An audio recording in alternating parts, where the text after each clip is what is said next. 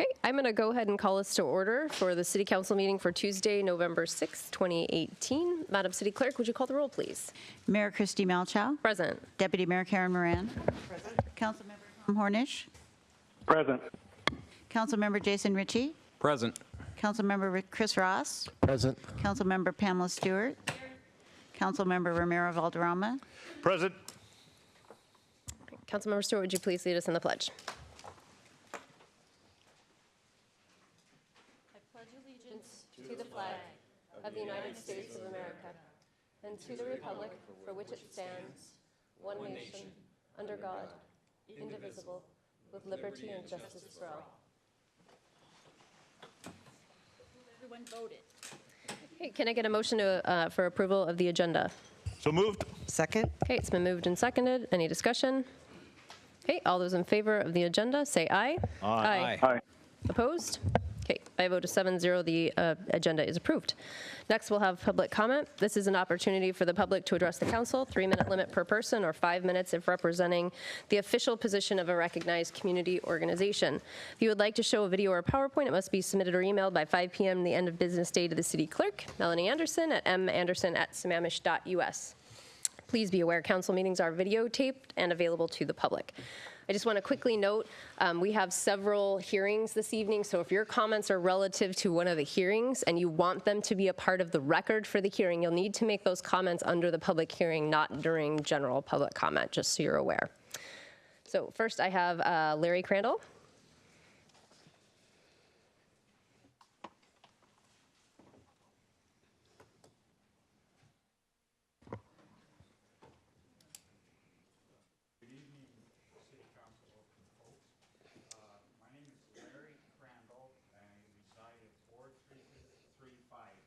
Issaquah, Pine Lake Road. Thank you, Mary. Here in Sammamish, I was going to leave that off intentionally, but that's let's see, that's it, 98075. I did want to apologize a little bit. I was fiddling in the back doing my double-breasted jacket, and they have a lot of buttons. You need to be politically correct, and I just remembered one thing: men's clothes button on the right and women's on the left. And the reason for that, if I remember right, is men dressed themselves, and in the old days, women had a maid or somebody to button their clothes for them. So that's something you can share. My topic tonight is pertinent to Veterans Day. Some of you are as old as I am, can remember both Remembrance Day and then Armistice Day, but we're going to talk about Veterans Day, which is this Sunday the 11th. This is the part that I wrote down. When would be a proper time to request the city of Sammamish to consider applying for a grant for reserved parking signs for wounded veterans? These signs are usually free to a city and could be installed at various areas throughout our city. Thank you. Thank you. Next, I have John Sherwin.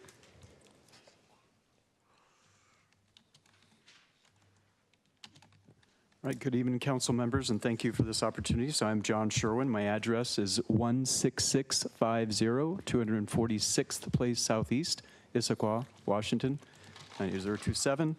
And I'm here tonight as president of the Issaquah Alps Trails Club, and I am requesting funding for our organization. I have a one-page proposal that at the end I'll leave with council members, but I'd like to go ahead and read my statement. Thank you for this opportunity to address you tonight.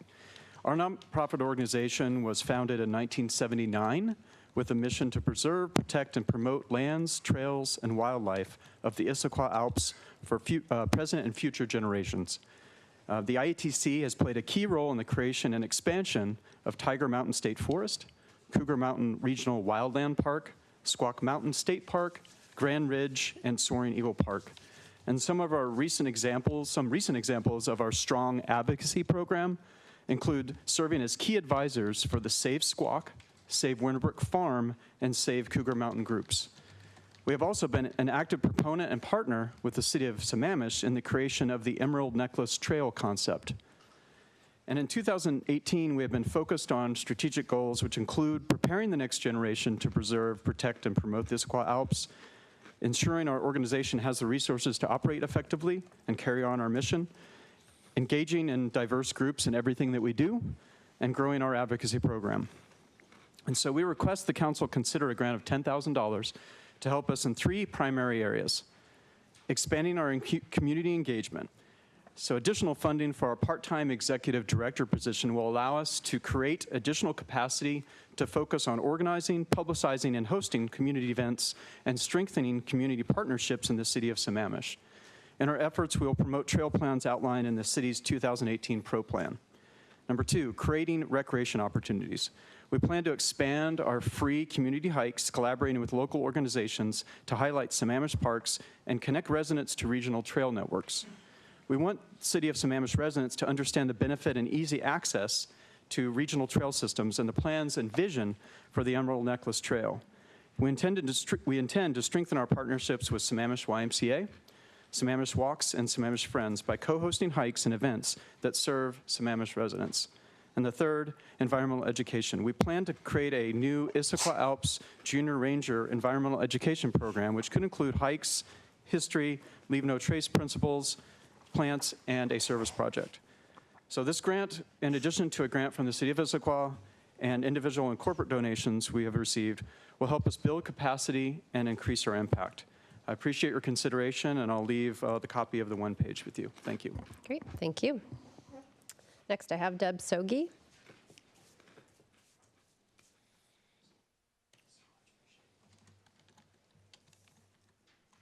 Hello, I'm Deb Sogi, the Sammamish Chamber CEO. I have a new title now because they wanted to match all the other chambers. Can you hear me okay? There we go. Okay, so I'm with the Sammamish Chamber at 704 228th Avenue Northeast, number 123 in that little box in Sammamish. I'm here for a couple reasons. Number one, to update you about businesses around town. So we will be having a new salad store, Evergreen, opening in Sammamish Highlands soon. So you'll get lots of other choices besides fast food. You'll get some healthy options there. Bala Yoga is now having their soft opening, and they'll be opening permanently very soon. There's Shapes Fitness that is trying to sign people up around town for women-only workout routines, and they're struggling a little bit with signage, so we're trying to teach them the proper sign codes, and bear with us, we're learning together. The other things that are happening is I just wanted to add to Angie's talk yesterday to you about Sammamish Days. Sammamish Days and Nights was meant to be a weekend-long festival, and it turned out to be a Sammamish Day and a Sammamish Night with the Chamber of Commerce. And this year, we're looking at partnering to have the Chamber bring just a portion of the weekend-long festival. So we'll be helping with it in a small way. We may even bring sponsors to help them out. So I just wanted you to know that it's not just the 20th anniversary that we're celebrating. We are doing that. But I think it's a start of a weekend-long festival that could be a lot of fun throughout the years. So it may start as that, but it may grow. We're hoping it will. Maybe it'll be our Salmon Days someday. Who knows? The other thing is, I just wanted to say that I read the MOU from STCA, and I got very excited when I read it, seeing all the things they have planned for our citizens. So many commercial spots that will bring things like Ace Hardware that we want and other great things to our city. But the greatest thing is that it'll start where it left off. So where Met Market in the villages, it'll be nearby up the street. So it'll continue it, which will help the businesses in the village do a little better. So that's all good news. Hope you can approve it tonight or whenever you're supposed to, because it's got the green spine, it's got all kinds of wonderful things in it, a very conservative plan for phase 1, and the Chamber supports it 100%. And other than that, that's it. But good luck tonight. I know you have a lot on your agenda tonight. Thank you. Thank you. Is there anyone else that would like to address the council on a non-hearing related item? Nope. Okay. We'll close public comment then, and I will seek a motion to approve the consent calendar.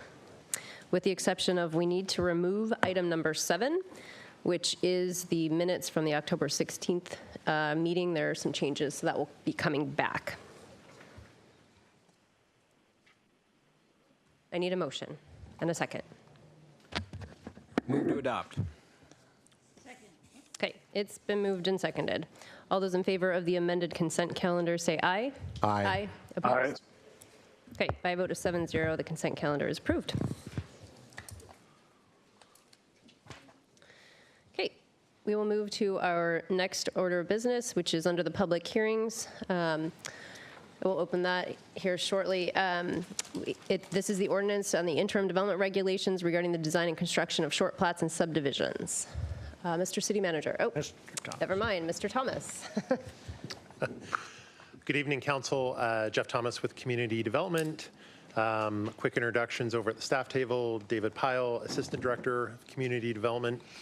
We've got a short introduction here for you this evening to introduce the subject, orient you with the materials that were in your packet that hopefully you had a chance to look at, and then we'll take a few minutes and walk through some staff recommendations for you before you open the public hearing. So you'll recall September 18th, the interim regulations were enacted by City Council. A state law requires us to have a public hearing within 60 days. So the public hearing you're going to have tonight will satisfy that requirement. And then additionally, the question before you is, while we're here this evening with the materials that were in your packet, do you wish to include any additional exceptions and or code amendments to the interim regulations that were adopted in September? And we're going to spend the bulk of our introduction here discussing that a little bit. So the exhibits that are in your packet, there's 4 of them, in addition to a fairly comprehensive agenda bill that included some thoughts and some history and so forth. Just to make sure we all understand what's in your packet. So Exhibit 1 is the actual ordinance from September 18th that was adopted, Ordinance 2018-468. That ordinance contains the interim development regulations. Exhibit 2 was a request that was made by City Council in October to pull together the public comment and summarize it that had been received. So we've done that through, I believe, the date of October 26, just with deadlines for packets and so forth. So that's a fairly lengthy document, Exhibit 2. Exhibit 3 is the actual list of staff recommended changes that you, the City Council, consider here this evening after completing the public hearing. What's in Exhibit 3 in general is an additional exception that City Council discussed in October related to pre-application meetings that had been completed successfully that are still valid within the 6-month shelf life that they have per code that already exists today and has been in place for a couple of years. David's going to, once I conclude my opening comments here, David's actually going to walk you through Exhibit 3 in just a little bit more detail so you can have your heads properly wrapped around that before you open the public hearing. Finally, Exhibit 4, as with the vast majority of ordinances that are adopted on an emergency basis, we have to go back through the regular rulemaking process. So the interim development regulations that were adopted in September are valid for a period of 6 months. What we hope, and from your examination of Exhibit 4, we've provided you a legislative process schedule that will kick off in December with the Planning Commission that we hope to go through the regular rulemaking process and bring back a set of proposed regulations for you in February that by March, before the end of this 6-month window, you'll be able to take action on and enact those as permanent regulations in our code. So those are the 4 exhibits that are attached to the agenda bill in your packet. And one more thing I want to cover before I turn it over to David. at the end of the agenda bill, there's a section alternatives. So what we've done is we've tried to frame up for you a menu selection of the alternatives for you this evening. There's two basic options. Option one is you can complete the public hearing this evening. You are not required to take any sort of action this evening outside of completing the public hearing.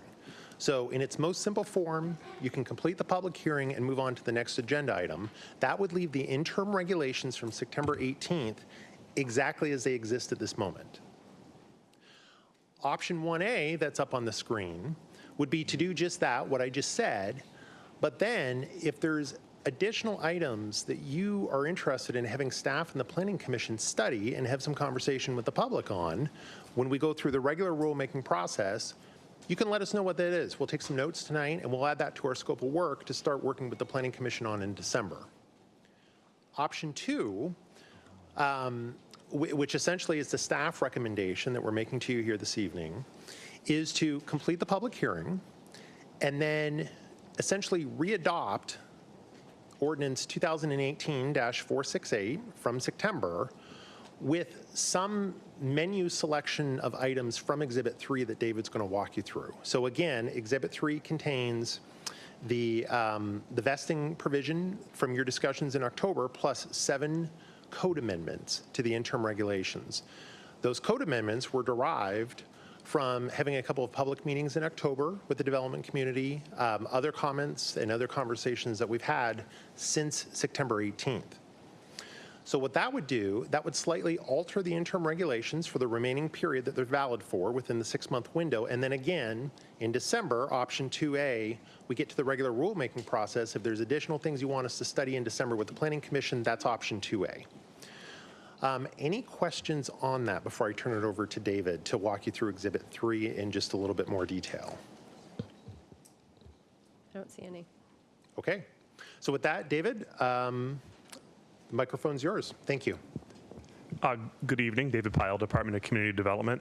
So we're here to talk about this evening some staff recommended changes to the interim development regulations. After some discussion with the master builders, some members of the development community, discussion with members of the community through phone correspondence, email correspondence, we have identified some potential changes. The first of those is the correction of a few minor Scrivener's errors that are in the code where we had intended to update a graphic, for example, and a number 6 should read a number 8, or the syntax of a word is used improperly when it was being edited. So what this would do is it wouldn't change the actual content, it would just simply change and fix some of the errors that were in there with regard to how it's drafted. The second item is to add an exception to the interim development regulations, as Jeff described, that would essentially accept out those projects that had reached the point of pre-application conference prior to the adoption of the interim development regulations, but that had not yet actually submitted application for, say, subdivision or short subdivision.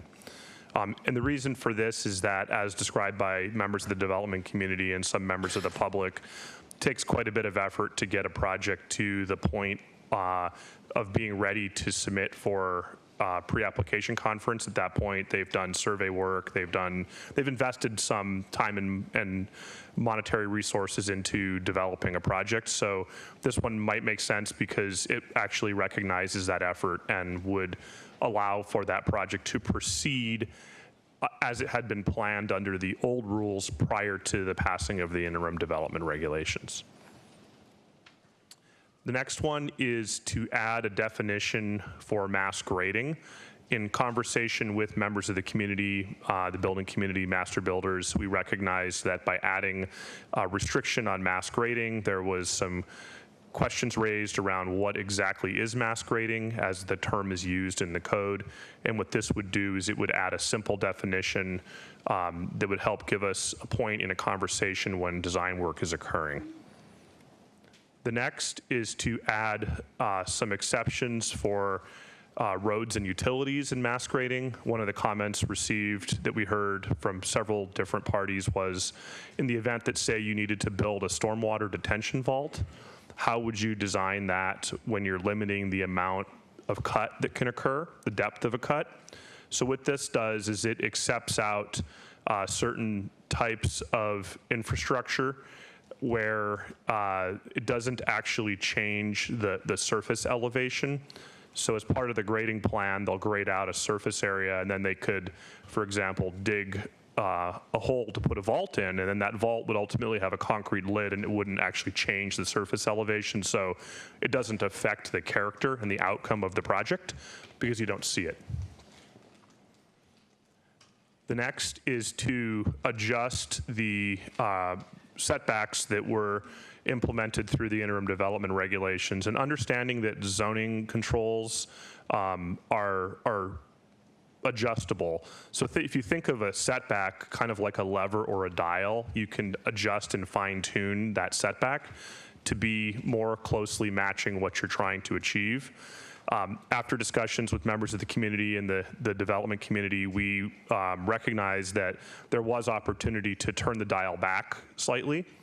And what this would do is, instead of the current interim development regulation of a 25-foot aggregate side yard with a 10-foot minimum, is it would bring it down to a 20-foot side yard with a 7.5-foot minimum, and that for the rear yard, instead of a 25-foot setback, it would be 20, and for the street setback, it would be 20 for the garage and 15 for the house, which actually provides for some additional articulation and design in the front of the house. The graphic to represent this, what we were trying to avoid by changing the setbacks was the area where the red arrows are showing. These are the prior 5-foot setbacks that the city had used. And we were attempting to mimic where the green arrows are shown, where there's some additional setback and some additional space where you could have meaningful landscaping, tree replanting, area for infiltration, et cetera. So this looks at sort of the progression here. The one to the left is the old rules. And these are the 2016 rules. Prior to 2016, there was a 5-foot interior setback all around. So you would have seen 5, 5, and 5, and 15. This shows what was passed in 2016. And then the one in the middle is the current interim regulation. And the one to the right shows what we're trying to achieve by turning the dial back slightly. In this case, you can see the difference in what lot size is achieved by having different setbacks. So what we're doing is we're trying to center the setback discussion a little here before we go through the formal legislative rulemaking process, where we'll have more in-depth conversation with the Planning Commission and the community. The next item is with regard to building facades. If you recall, we were trying to address this issue that we've seen in some instances in the city. And this inartfully shows it. However, it was the best we could do in the short notice we had to prepare the graphic. So what we're trying to do is we're trying to allow for a taller than 40-foot wall when architectural modulation is provided. And what we've done is we've defined what that is. So we've included specific elements that we would want to see a builder include in designing that type of facade wall in order to allow it to achieve a height of taller than 40 feet. The next item is with regard to fences. In discussion with some members of the community, we recognized that in restricting the height of fences to 4 feet in the street setback area, that there are instances where we have corner lots, and in those instances we would be restricting someone's ability to provide for privacy, for reasonable screening of headlights, those types of things. So this is what we had previously proposed and passed through interim regulations, where we would allow up to an 8-foot fence through building permit. Anything taller than 6 feet requires a building permit, so we don't expect that the numbers of fences that we'll see in excess of 6 feet will be very many, because someone would have to go through that extra step of applying for and receiving a building permit. And that we would restrict the fence height to 4 feet in the front yard for community character, for, I guess it's more engaging to neighbors to be able to, see someone out the front yard, see what's going on in the street. Instead, now we are looking at the instance where you have 2 street setbacks and 2 side setbacks. So under the current interim development regulations, when you have a 4-sided lot that is fronted on 2 sides by a street setback, you have no rear setback. So what we looked at here was that in that instance where you have those 2 street setbacks, that you could have an up to 8-foot tall fence on that side of the yard that does not provide access to the home. So on the side of the yard where you receive access, you would still be limited to the 4-foot height. However, we would treat the other street setback much like a side setback and allow up to an 8-foot tall fence. This is to provide for that additional screening and privacy and some of the things people are looking for when they live on 2 streets. Item number 8, and this is an important one, is adjustment of setbacks through a ministerial process. So the code had already had in it a section that allowed for administrative adjustment of setbacks.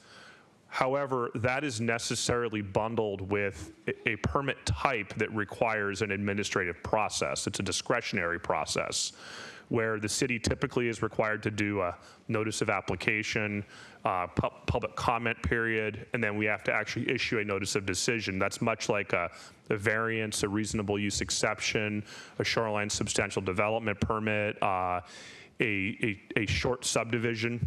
Those are all administrative permit types that are discretionary on the city's part.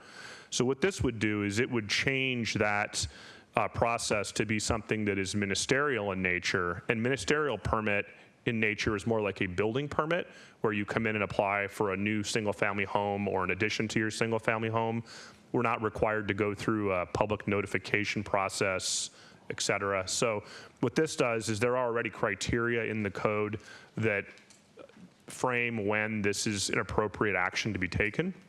What we've also done is we've increased the amount of adjustment of the setback that can occur from 30% to 50%.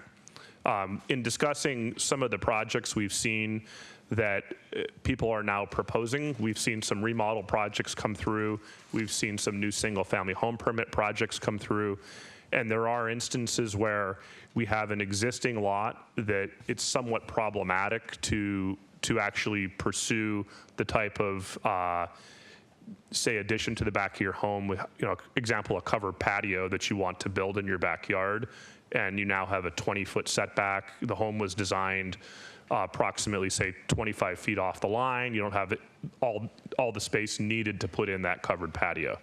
So what this would do is it would allow, in certain instances, an adjustment of those setbacks where there is no, where the character of the community is being maintained, where existing setback lines in other sides are being maintained. So there are certain parameters and criteria for granting this. And what this would do is it would provide relief in instances where it's appropriate, but it would also provide for application of the standards. So in the case of a rear yard, 20 feet under the adjustment we're proposing, or excuse me, the amendment we're proposing. So we think this is a good tool to have in our toolkit to work with a variety of different conditions. That's all we have. That includes all of the items that are identified in, I believe it's your Exhibit 3. So I've got a couple questions. On that last one, where you said certain instances, and I think you kind of framed that against, somebody who's got an existing lot and wants to come in and do something, or someone who's got a, wants to build a backyard patio or something.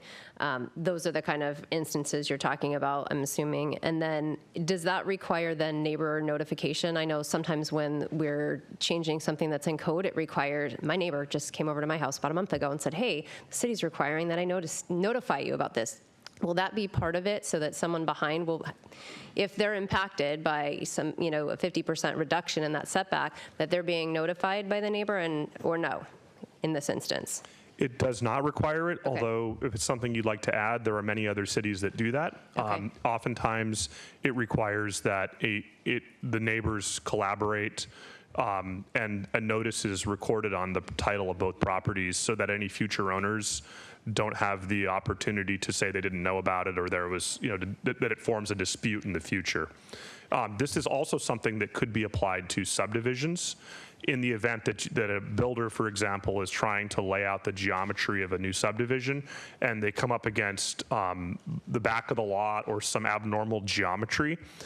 We would be able to work with the builder to reduce setbacks in limited instances to achieve a buildable product where we have some difficult geometry to work with. There are many instances where infill causes very less than ideal design conditions, and the designers and engineers are working really hard to try and make the jigsaw puzzle work. How much of a challenge is it for staff if we include something where there would be a notification to a neighbor on this? I mean, if there's the expectation that, if we set these development regulations that things are going to look a certain way, but then we're going to reduce setbacks by 50%, it might be nice if the folks behind them were noticed. So how much trouble is that for staff? And how much extra work does that make behind the scenes? There's two ways to do that. One is that it's the responsibility of the applicant to do it. And the instances where I've seen this applied in other cities, it is on the burden of the applicant to do that. So before they come in with their building permit application, they would approach their neighbor and say, hey, I'd like to utilize this 50% reduction. And they don't have to use the full 50. Sure. But in that case, what would happen is they would approach their neighbor, assuming they have good neighborly relations. The neighbor would say, sure, that's no problem. I'm happy to sign this letter of intent to the city, and they'd be able to make application. The other is that the city utilizes its formal notification process to notify the neighbors that abut the property all around it. But that might go further than what we actually need in these instances. Okay, well, I think my personal preference is I'd be okay with this adjustment as long as neighbors are notified of it. And I think the first instance you gave would be, it sounds like the easiest one to do. I don't see any sense in notifying 1,000 feet away from it when it's two houses that might be impacted by it. The other question I have is when you were talking, and I'm going to scroll up here, on item 5, which was setbacks, you said a 25-foot aggregate was our original and a 10-foot minimum. Is that right? Just because I was scribbling while you were writing. Is that right? The current interim development regulation is a 25-foot aggregate with a 10-foot minimum. Okay. Okay. And so we're changing it to 20 foot with 7.5 feet minimum. Correct. Okay. That's the proposed change. Okay. I've got a few more questions up here now. Councilmember Stewart. Yeah, on that notification piece, with the first process where you say, you go to your neighbor and you ask them to sign something, what would be the process if, for whatever reason, the neighbor says, no, I don't want to sign it? I just think we need to make sure that that's all worked out so that you don't have neighbors holding people hostage, potentially. So the process in that case would be that they would potentially apply for a variance. And the variance process is something that then requires a much broader point of notification. Gotcha. It provides opportunity for local appeal to the hearing examiner. Great. Should they be denied or should they be granted, then the neighbor has opportunity or the applicant has opportunity to appeal. Excellent. Thank you. Hey, Councilmember Valderrama. Yeah, a couple of questions. First of all, let me see here. On the setbacks that we're having and that we're incorporating here, the standards that we have, what other cities are using these same measurements for setbacks? So setbacks vary widely among jurisdictions, and there's a different purpose for the tool. It varies by jurisdiction. In some instances, the purpose of a setback is ultimately to achieve a larger lot size, and it's used as a zoning control instead of, say, density. So some cities might focus on a minimum lot size and a setback requirement to achieve its desired character and density. Other cities might rely on a density calculation that utilizes a mathematical equation of areas available. So what we're using it for here is really character to address spatial limitations for future use of the property and also compatibility with existing development. So these rules, some of the things that we encounter when we have these smaller dimensional setbacks that we've had in the past are when somebody goes to do an expansion to their home or to make an adjustment to their home, and they're faced with a drainage review for stormwater rules, that suddenly they're required to have a certain amount of space to infiltrate on the site. And if you have no yard available because you have no setbacks, there's really no area to infiltrate. We've seen many instances where there's a lot of tension between the area available in a yard and the ability of a property owner or engineer to adequately account for the amount of area needed for infiltration. One of the other limitations is with regard to tree retention and tree replanting. We have some fairly restrictive tree retention and replanting rules here in the city of Sammamish.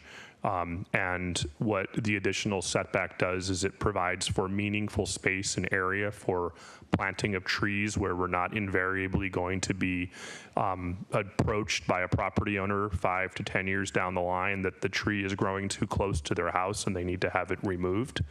So that's one issue. One of the other issues is with regard to having adequate space to maintain your home. Depending on the height of your home and the size of your home, it can be a challenge to come in and actually replace siding on a second or third story, replace eaves, clean gutters, those sorts of things because of the spatial limitations between the home and the property boundary. So ultimately, those are some of the things we are attempting to achieve, is the long-term usability of the product. I appreciate that, but the question was, who else does this? So did you look at another city as a model for preserving character and do this, or is this something that we uniquely just came up with here? Setbacks are employed by all cities as a zoning I understand control. that, but did we look at some other city for a comparable look, or is this uniquely done here and being applied to Sammamish the way that we're doing this? We did look at other cities and what they're doing.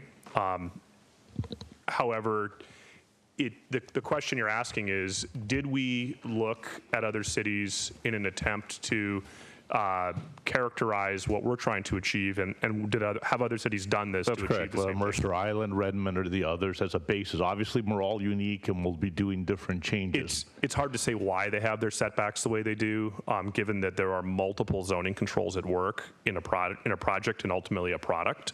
So it's really hard to say, oh, this setback was applied in this instance because of character. Okay. Second part of the question that I'll have is, as you cited, we did do some changes to setbacks a couple of years ago. Right. Have we had enough time, or have we done a study to see how the implementation went there that necessitates the recommendation, how we're doing this? Is that driving this, or do we have a study that we're now using to drive this, given that we have those rules that have been changed? So the 5-7-15 experiment from 2016 resulted in pretty much just that. Most cases we were seeing, 5 and 7 were the side yard setbacks, 15 was the rear yard setback.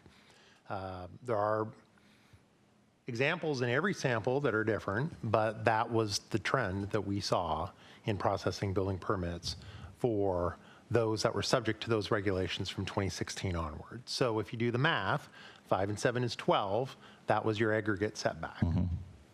In, again, the prevailing number of cases in the sample that we saw. Okay, thank you. Third one, you had mentioned again the trees, and that was something in 2016 that I was interested in, what I was going to call transition zones.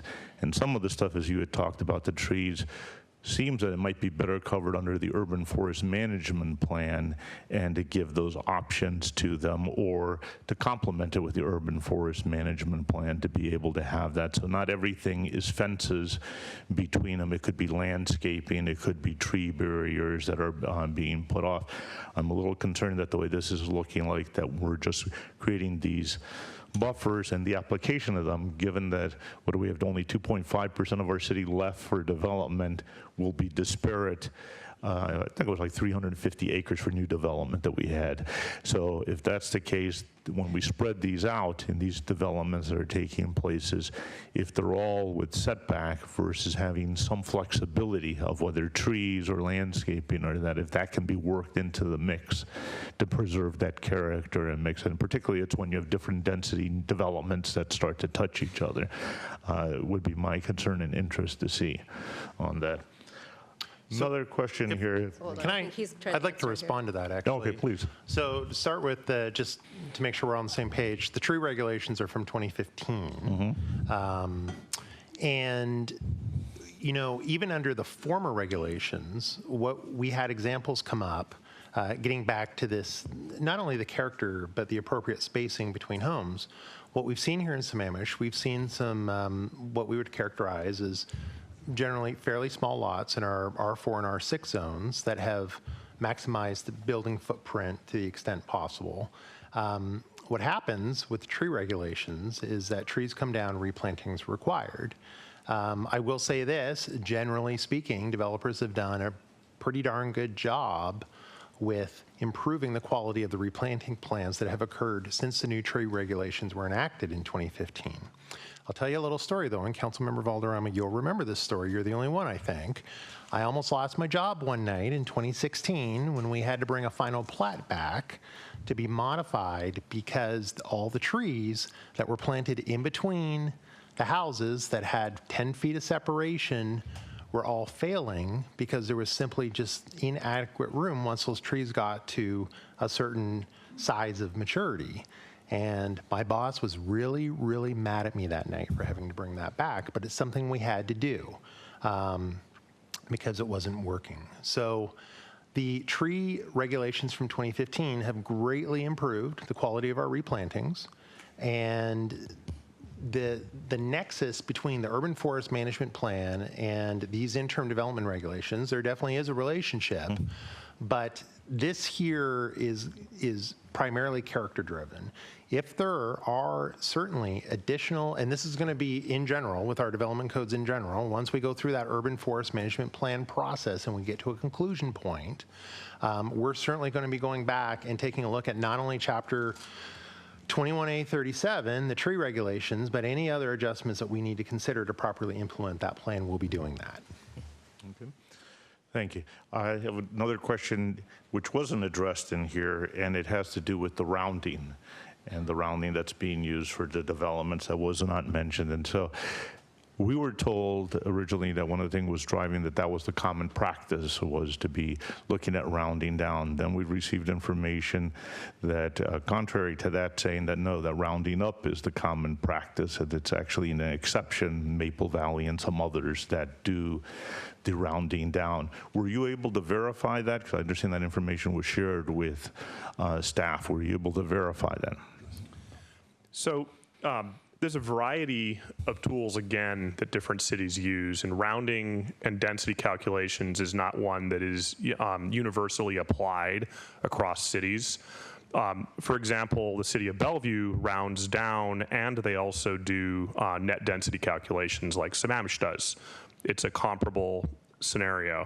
However, Bellevue also has in its toolkit several other tools that Sammamish does not have. Bellevue uses minimum lot sizes. So in addition to rounding down, in addition to net density where they deduct out critical areas and buffers from the density calculation, they also then require developers apply a minimum lot size to designs where they're designing subdivisions. Other cities utilize a straight density calculation where they just simply multiply out the acreage times the zone and the units allowed per zone without deducting out critical areas and critical area buffers. But those cities have fairly restrictive minimum lot sizes, which then drives the ultimate outcome. So it's not a straight exchange where we could look at each city and determine how rounding works. All the tools work together, and we have to assess closely how the tools work together. So I would say you could not characterize each city's use of rounding, whether it's net density rounding up or down, as something that's comparable without actually analyzing the full array of tools that are used in conjunction with that density calculation. Well, I appreciate it, but that's how it was originally presented, so I appreciate that clarification. Okay, I don't see any more questions unless anyone else has questions of staff on the items before us. Okay, no takers. So I think we're good, and we'll reconvene the hearing then, or actually start it. So this is, we'll open up the public hearing here. Okay, so this is the public hearing. First, I have Aaron, and I apologize, I can't, Holland something, I think.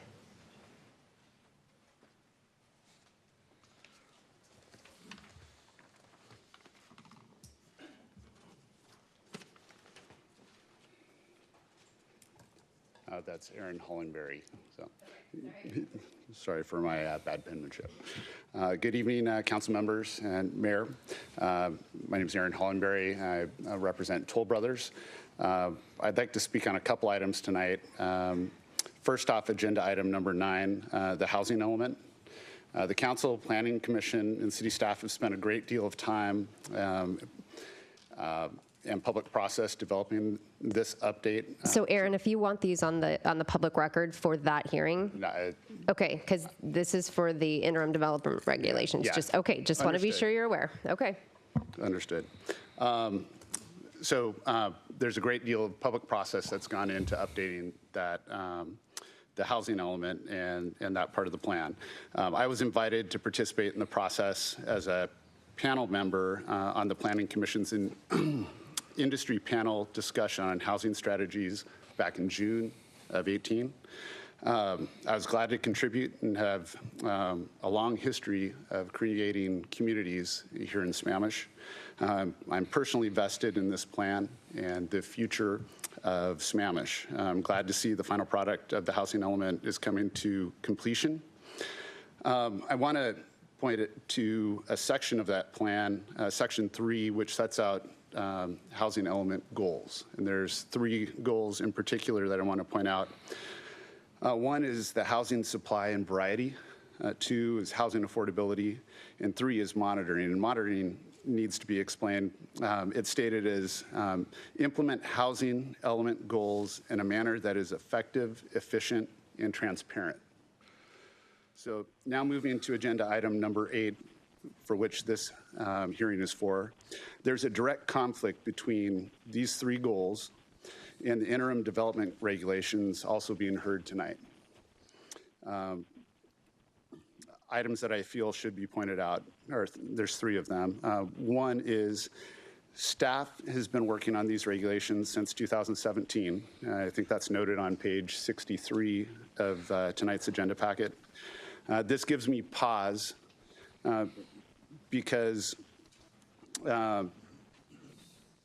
this was adopted in September of 2018 under an emergency ordinance.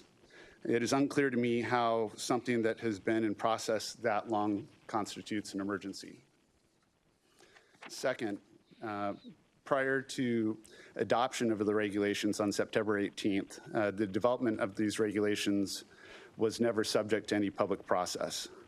Stakeholder or public discussions were not held to vet the regulations until after adoption of the regulations in September. I question if this is in fact the transparent implementation of the housing element goals in a manner that is effective and efficient, as I described earlier in the goals that you're going to be considering later tonight. Third, the impact of these regulations will be significant. If you can just wrap up real quick. Okay. Thank you. We've reviewed the regulations, we've heard staff's explanation, and we've evaluated the impacts on new development opportunities. It's going to be a significant I impact. need you to go ahead and wrap up. Thank Okay. you. I respectfully request that you consider repealing the interim development regulations tonight and proceed with the proper public process to develop and vet any proposed changes in the development code. Thank you. Next, I have Sue Farrar, followed by Dave Baugh.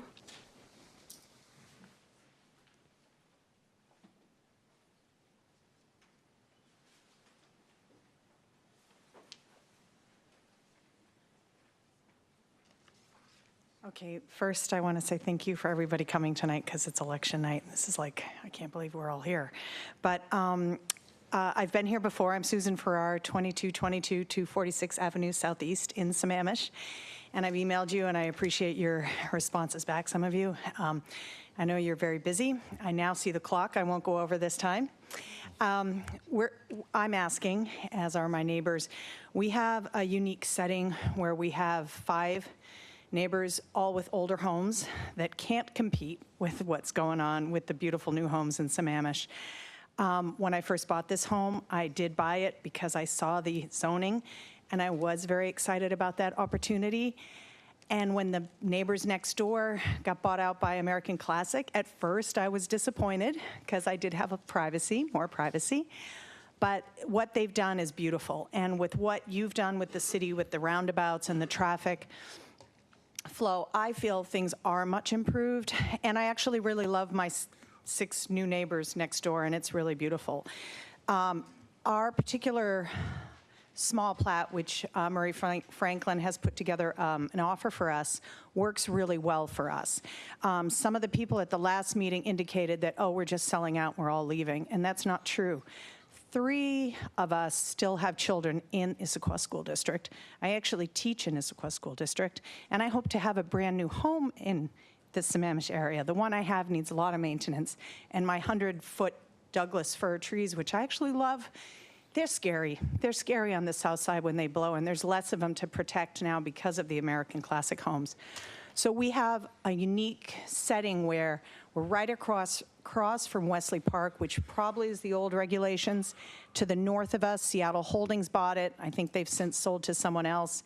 There's another family that's subdivided, all with the old regulations, and the American Classics to the west of us have the old regulations. So it doesn't for us. We ask that you grandfather us in. We did have a meeting applied to schedule before September 18th, and then we were approved on September 18th around 9 o'clock.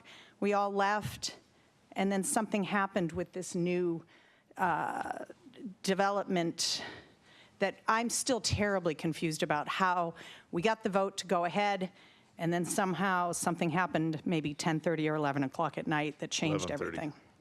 11:30. Oh, my gosh.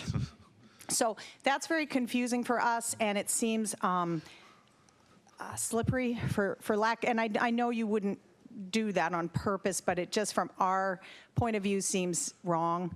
And so we do ask you to grandfather us into, I think it's the old regulations, okay? I'm a little confused, but I think you understand from our emails. So thank you very much. Thank you. Dave Baugh. And then anyone else that would like to address the council on this matter can just kind of queue up back here. Hi, my name is Dave Baugh. My address is 2626 40th Avenue West, Seattle, 98199. I'm here tonight to speak in support of the staff recommendation to adopt the interim development regulations, in particular the section that exempts projects that had previously been considered by the city in at least one pre-application meeting and had gone through the process and gone through design and expense and all the study that has been poured into the property to get it ready to submit, and then to be cut off by the emergency regs that were adopted on the 18th of September. I wrote you a letter and explained a little bit the circumstance I hope you got the letter. I hope it makes sense. All I want to do tonight is to express support for item 2 in your staff recommended packet, and hopefully you'll take positive action on that. Thank you very much. Thank you. Sorry, I was just handed the second sheet, which may have actually been the first sheet, I imagine, for this hearing. So I'll go ahead and call people in order. I apologize. Upinda Dinsha, and then I have Heather Spivogel, Cheryl Hooper, Mary Wichter, and Steve Calhoun. I was wondering, I thought I was blacklisted. Thank you. No, just. I got the wrong sheet first, I think. First of all, thank you very much. My name is Upinder Dinsa. I am resident, developer, builder in Sammamish, probably one of the very few. I've been here before you several times. Live at 215 East Lake Sammamish Parkway, southeast, right on the lake. So the reason I'm here is that, first of all, I wanted to compliment the entire staff, Jeff and Dave Pyle, who actually invited us. I was one of the members who came and attended one of those 2 meetings. I believe that was the first time, at least, I had been involved in it. And I already see some of the feedback that we provided that is being incorporated. And that is really a very good way to proceed in future also.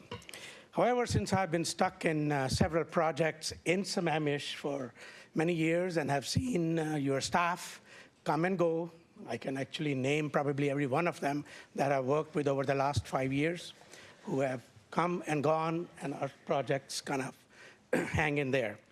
I met with David the other day. He was very kind to give us time on the Big Rock Vista project because it's just been going on and on. One of the concerns I have is the significant movement of staff. Staff is leaving Sammamish. I was one of the very first people who used to proudly speak about this staff to Bellevue and all the other cities, since I do projects in multiple cities. But lately, I'm seeing every time I come up to the front desk, I see a new face, and we end up starting from scratch in many cases.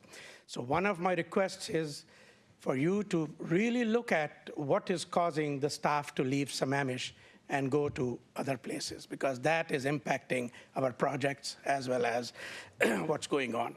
As far as the ordinance is concerned, one of the things we are concerned with is the hearing process. On Big Rock Vista, we sat here for 3 full days, and just because some of the neighbors complained and did not want any development, that dragged on and on and on. And city was very supportive of our proposal. Absolutely, helped us, worked with us. And then there is delay because the attorneys are not available. And what I'm requesting is that from here on out, the council comes up with some strict rules, as I believe Bellevue has, because I have a project in Bellevue also, where people can't just come back and introduce brand new things and delay tactics. Because our projects get impacted, and we have been at it for almost over 3 years, and now the hearing has been moved to probably January or February. So I didn't want to take too much of your time. My own personal road is a different story in front of our home. Many of the staff members here, I can probably write a book on it someday. But thank you for your time, and I will probably come start seeing each one of you in the near future. I met Mr. Valderrama the other day. But we really need to make some very strict changes for our city to become as good as we all want it to be. As a developer, as a builder, as a resident, I am very, very involved in the whole process. Thank you for the time. Thank you. Okay, Heather Spielvogel, Cheryl Hooper, Mary Wichter, Steve Calhoun, and Ben Wright.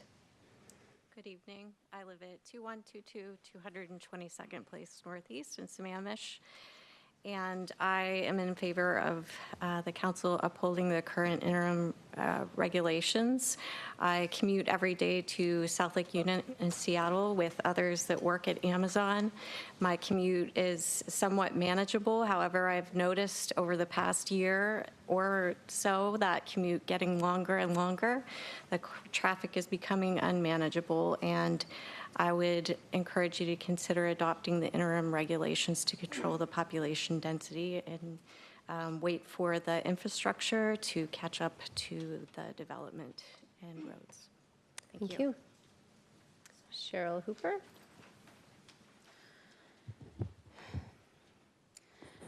Sorry, I always get really nervous. I live at 2002 251st Place Southeast. I've lived here since 1978. I've heard that the council is trying to decide whether or not 65 plots will be subject to new building code guidelines. I understand there were applicants prior to new guidelines being created. I'm here tonight to advocate for Sammamish and give our city a voice. This is not about developer versus citizen or council versus developer. This is about advocating for our beloved city and preserving what little character there is left. I would like you to please consider applying the new building guidelines to all the developments, including the pre-guidelines developments. My PowerPoint isn't moving forward. I'm on page 3. We should not worry if this makes developers angry. They run a business and businesses change. I run a business and every time I work on a project, things get out of scope. There are delays, there are cost overruns, there are new requirements. I built my business to absorb and ride out those unpredictable situations. I'd bet the developers do the same. They watch what's happening, they're aware that there have been changes coming, and they knew that could happen going into the purchase. They still took the risk because they knew no matter what, there's tons of cash to be made. Developers are a chop shop of our communities. They don't care about Sammamish. They come up here, they buy up all they can for as cheap as possible, clear cut everything we love, sell it, and move on to the next area. Rinse and repeat. They are not emotional about the area. They care about money. They're going to be just fine if they have to build within new regulations. They will adapt and they will still profit heavily.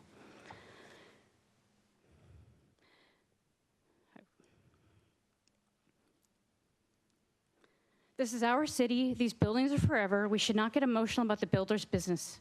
We should be emotional about our area and the effects that will be here forever. We have to live next to it. We have to adjust to it. We have to suffer through it, not the developers.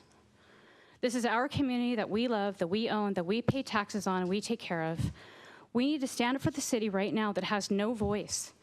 Please advocate for your city tonight and vote to apply the new restrictions to all developments. Give your city a voice.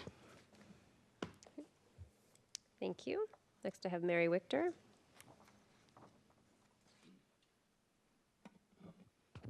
Hi, my name's Mary Wichter, and I live at 408 208th Avenue Northeast in Sammamish. I'd like to have an other amendment considered regarding clearing and grading.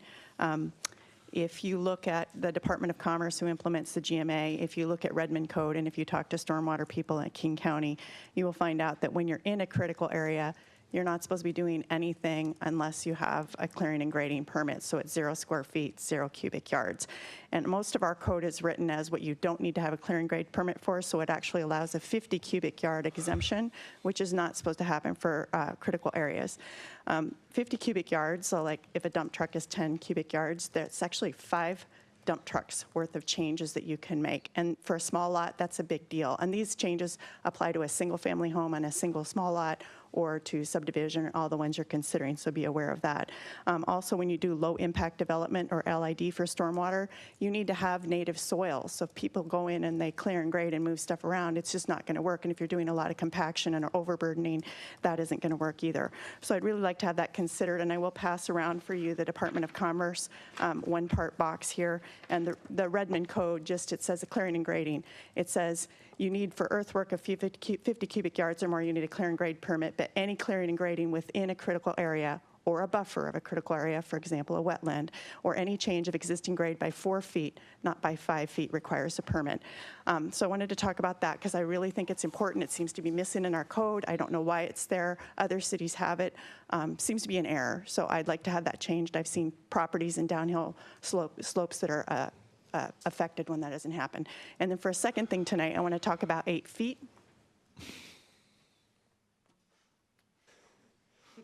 You don't have to worry about paying for him. He came for free. So this is LeBron James, in case you're not a basketball fan. I'm 5'7". LeBron is 6 feet right at his little thing there, and he's 6'8" to the top of his head. So I'm 5'7", and if I reach up, I can reach about 7.5 feet. This is just a standard cedar board for like decking that's 8 feet tall.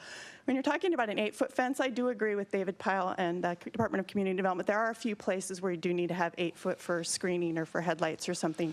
But the way the code is getting changed is anybody could do it anywhere. And if there's no neighbor notification, all your neighbors could just go and get a permit, put up a big fence, the city gets money for it, and you get to live with that great big hulking wall. What that wall will do is it will take your sunlight away. I work at home and light is very important. It will block your trees from being able to develop. We don't want Jeff Thomas to lose his job over that. I think it's really important that you think about it. Also, the maintenance of the fence is pretty important. Like when it first goes up, it looks great, and then if it's not maintained, it goes down. I actually, on the 16th, I'd sent around a thing, and then I sent it in again today. I went and took just photographs with LeBron accompanying me of things in the city where there is a 6-foot or an 8-foot or a 6-foot fence on top of a retaining wall, or a 6-foot fence with vegetation behind it. So anyway, I think vegetation should really count. The urban forestry management plan isn't going to change your code for a while, but I think it should be done only as a last option and only where needed. Thank you. Thanks, Mary. Okay, next I have Steve Calhoun, Ben Wright, Gina Clark, and Vonnie Bright. Good evening. I'm Steve Calhoun from Pace Engineers in Kirkland. I think we're encouraged tonight by some of the addendums and comments that the staff has started to create some momentum and some possibilities to reconsider some of the details, and I think that's really positive, and I hope we can continue to do that.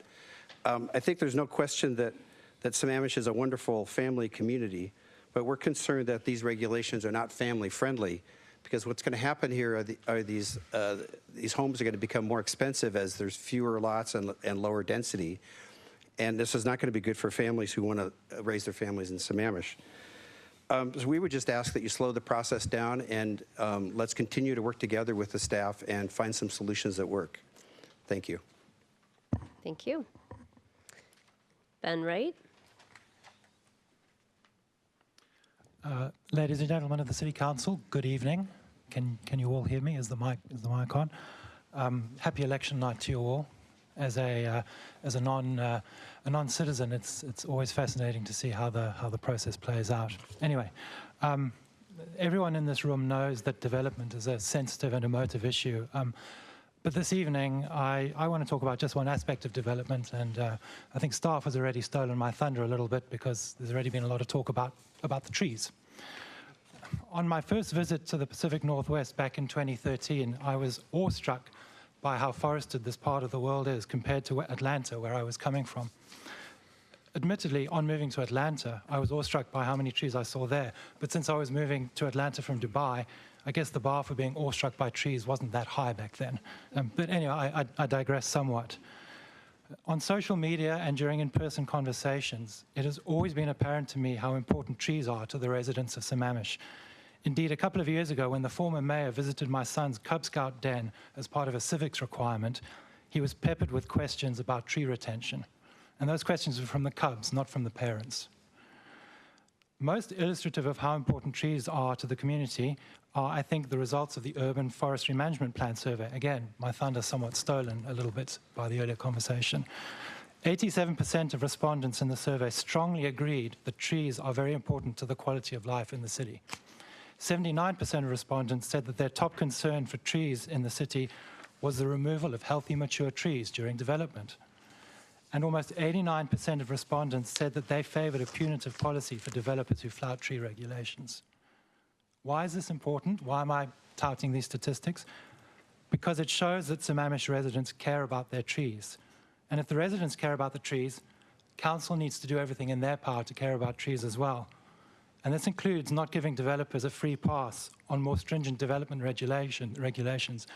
And I think it also includes, having seen city staff's presentation today, is not diluting the proposed regulations further to satisfy the whims and the wants of developers. Please listen to your residents, listen to the residents, and don't grandfather in just because it's been done before. Please be the Lorax that Sammamish trees need. Be the Lorax that the trees in the Flynn development across from where I live didn't have. The land that went from a beautiful forested area to a clear-cut blasted heath in 24 hours' time. Thank you. Thank you. Okay, Gina Clark.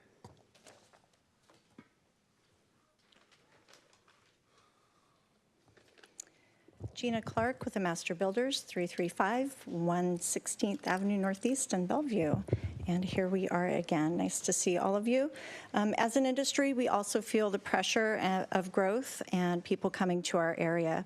We are told to build more housing, build more senior housing, more affordable housing, more housing for the working class, and more housing for those first-time home builders, but don't build it in our backyard. So where do all the people live if we can't build in urban growth areas like Sammamish because of moratoriums or excessively oppressive development regulations that are in fact moratoriums themselves? Do we sprawl into the wilderness that is your backyard to build homes for our children, for our parents, and low-income neighbors? We can't have it always. Some of our citizens and some of your citizens and council members have raised concerns over our industry, growth, and development. We hear you, and we want to help address those concerns, but in open and transparent discussions, processes that find balance and compromise. Unfortunately, the way these regulations were adopted and the extent to which they regulate without any evidence of an emergency does not lend itself to transparency or compromise.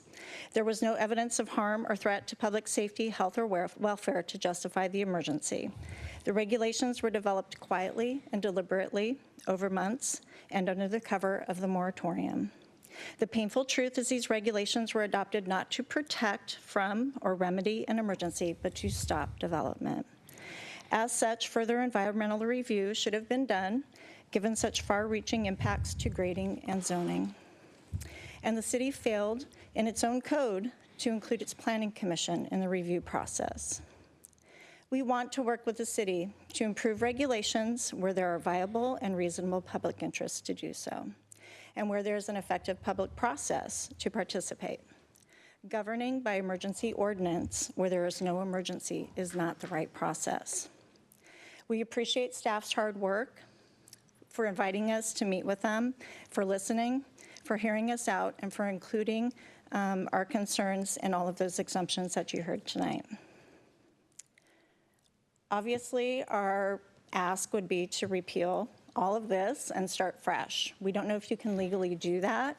If you can, that would be what we would want you to do, to start this process over and not throw out the work that staff has done, because there are some great suggestions and great work that has been done. And those exemptions that they have in there is a fantastic starting point. We are not far from good compromise and collaboration here. We would ask that this be brought through the process that they have in Exhibit 4, and that we work together through that process. That should have been done in the beginning. So if you can't do that, we would ask that you go through option 2, I believe option 2A, and approve some of the amendments that we can talk about offline if you would like to ask any questions at that time. And we also have some experts in the room if you have further questions about grading, setbacks, or anything else that needs to be asked. Thank you. Okay. Bonnie Bright, followed by Jeff Peterson and Kartik Mithal, and Barbara starts with a Y, Yarrington, because it's in her email address. Thanks, you guys. I urge the City Council to vote no on the interim development regulations that are being proposed this evening and to leave the current old zoning rules in place. My family moved out to the Plateau 45 years ago in 1973. Can you come closer to the mic, please? Sure. My family moved out to the Plateau 45 years ago in 1973. At that time, there was no such thing as a city of Sammamish. We were unincorporated King County. Sammamish has certainly changed since 1973. I've heard some of their testimony this evening from more recent residents of Sammamish. As we know, the region as a whole has changed, and with it, life on the plateau has also changed. It's important to note that for some of those testifying this evening, if some earlier residents, like our family, had not sold their land to local land builders, there would be no homes to live in. The City Council long ago had a vision to take property on Southeast 4th and create town center. At this point, virtually all of our old-timer neighbors up and down the street that we've known for decades have sold their property to accommodate town center. Houses have been boarded up, leveled, and work has begun to now be stopped mid-process. Frankly, the neighborhood now looks like a war zone. To stop the process now and leave our neighborhood as it stands makes absolutely no sense. In addition, the city also required us to give up a portion of our property for the street improvements to support the town center. With the halting of the town center project midstream, the city has left the neighborhood practically unlivable for those who have lived there for decades. If this was the council's intention to limit future development in the city, town center should have never been started in the first place. Traffic and school crowding is an issue across the greater Puget Sound area and is based on the growth of our regional economy, not local home builders. The drastic changes to zoning that the city is proposing will have zero impact on the current traffic problems. I encourage the city of Sammamish to work on these issues with help from the surrounding jurisdictions of the city of Redmond, the city of Issaquah, and King County concurrently, while still allowing people who have owned land on the plateau for decades to keep their property rights. Instead of putting new regulations in place that drastically change the playing field for everyone, work with us to come to some reasonable solution, not a total change to the current zoning rules and regulations. Thanks. Thank you. Jeff? Hi, my name is Jeff Peterson. I'm at 10667 East Lakejoy Drive Northeast, Incarnation. I attended council's or the staff's Q&A presentation, one of those that they gave earlier, and appreciate the opportunity to provide input into the process. That was the first time that we'd been able to provide input into that process.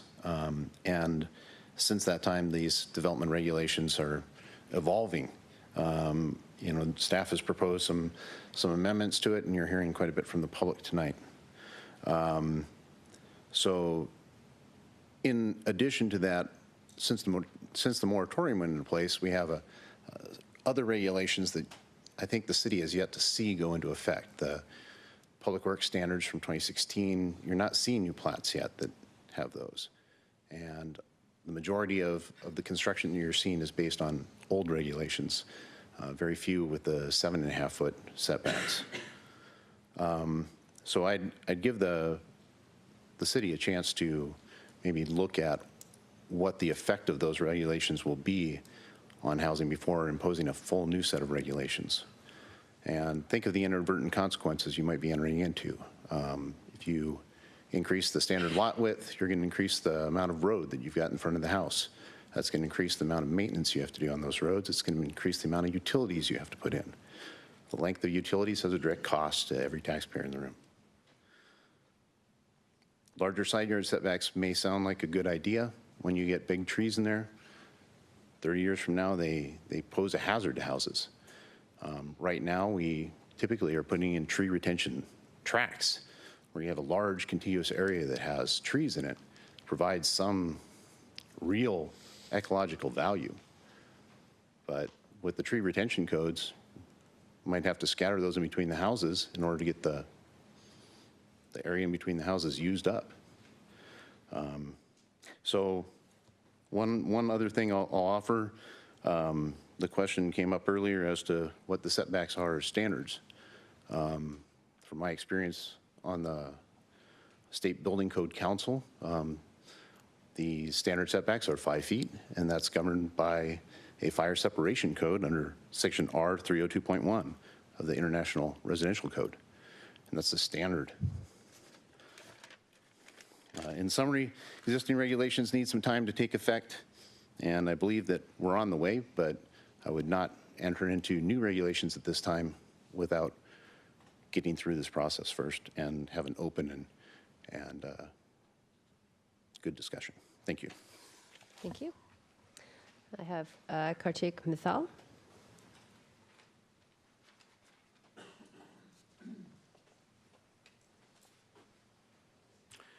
Good evening. Happy Diwali. It's the Festival of Lights Yes. in India. We need more lights. I want to start by saying I've butted heads with a whole bunch of you folks, but I do want to thank you for the work that you do, because I think not enough people say thank you for just doing this job. I'm glad to see that there's been a slowdown in development. You know that my concern is around infrastructure. And I think it would be absolutely wonderful to see a plan coming into place where infrastructure is put in so that we can handle all all the cars, all the traffic, figure out a way to keep as many trees as we need to maintain the character of this place. And so I would really like to see the council continue to slow things down while we come up with a plan that makes sense for the folks of Sammamish. I absolutely understand that it is painful for the people who have plans in place, and it's difficult for them to see things being slowed down. At the same time, if we come up with large amounts of housing and not enough infrastructure to support that, then we'll be dealing with the negative consequences of that for decades. So thank you. Thank you. Barbara Yarrington. And then that is the last person I have on the sign-up sheet, so if there's anyone else, if you'll just kind of queue up on the wall here. I apologize for my handwriting. My name is Barbara Yarrington. I represent Quadrant Homes. And I want to say up front that I echo what the Master Builders has stated and my other colleagues that have spoken to you tonight. Quadrant is a builder of new communities in your city, and contrary to the belief of some, we do care what the communities look like. And we do want to have a say and a stake in the regulations that we have to comply with so that people want to buy our houses. We want to make these communities look nice and be attractive and, quite honestly, sellable. So why I'm here is to implore you to follow due process and take a step back on this ordinance and run this ordinance through with transparency, active participation, active dialogue by the stakeholders that are involved, and that includes the public, your citizens, and builders. I've read the background on this ordinance, and the lack of public participation and the fact that it's been in the works since 2017 is quite frankly appalling. The lack of participation by stakeholders is notable. And on behalf of Quadrant, I promise that if you ask, we will be at the table, we will answer your questions, we will be an active participant, and we will be there, and we will respond in a timely and thorough fashion. I respectfully request that the ordinance be appealed or at least modified with exemptions to start the public process going. And I know we'll get there if we all work together. Thank you. Thank you. Good evening, council member and mayors. My name is Mike Walsh. I represent Interim Homes. I would like to request that council consider. Can we get an repealing- address? Oh, I'm sorry. My address is 2630 116th Avenue Northeast, Bellevue. I would request that the council consider repealing or modifying significantly the emergency development regulations, considering that the development regulations are modifying building height measurements, grading, setbacks, access tracks, parking requirements, fencing, and rounding down on density does not, in my mind, constitute an emergency. I think time for vetting these regulations is critical. One thing I think that is not considered enough by jurisdictions, including Sammamish, is the attainability of housing for homeowners, families trying to get started, people who are looking to try to get an opportunity for the American dream of owning a home, and added regulation like those that are proposed here are contrary to that dream for those folks.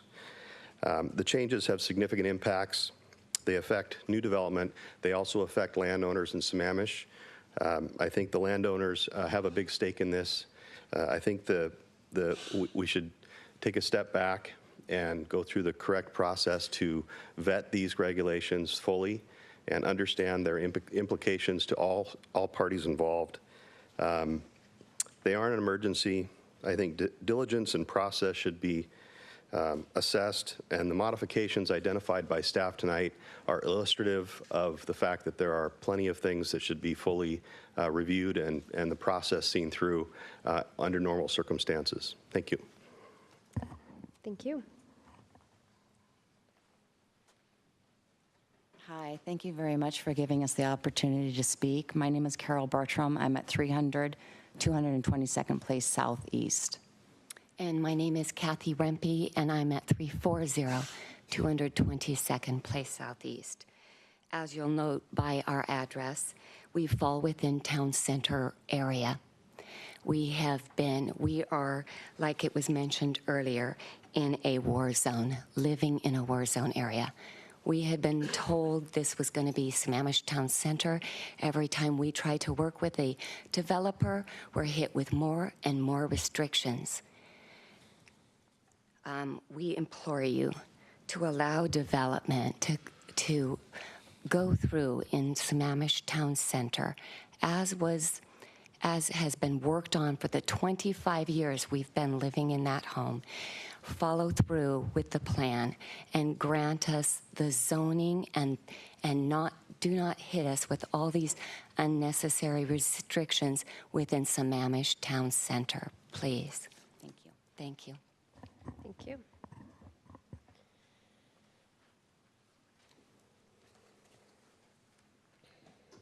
See if this works. Oh, awesome, it moves. Great. My name is Billy Price. I'm here on behalf of my parents, Bill and Jill Price. Their address is 1228 231st Avenue Southeast. Their previous address was 1228 228th Avenue Southeast. My parents moved out in this area in 1975. At the time, up here on the plateau, all it was a handful of homes. It was Sunny Hills Elementary. It was Pine Lake Junior High at that time, and a little country store by the name of Sadler's. It was an area that drew my parents' attention to this area because you could ride your horse down there and tie up a little hitching post.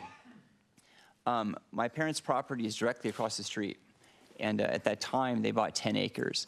It was 10 acres adjacent to a 50-acre parcel, and on the other side of them was another 10-acre parcel. What is now on that property is Skyline High School. Skyline needed 60 acres to develop. They had their eyes on that 50-acre parcel, but then feasted their eyes on my parents' 10 acres parcel, and my parents lost their property due to eminent domain. But because they built their home with their own bare hands, they did not want to let the home go.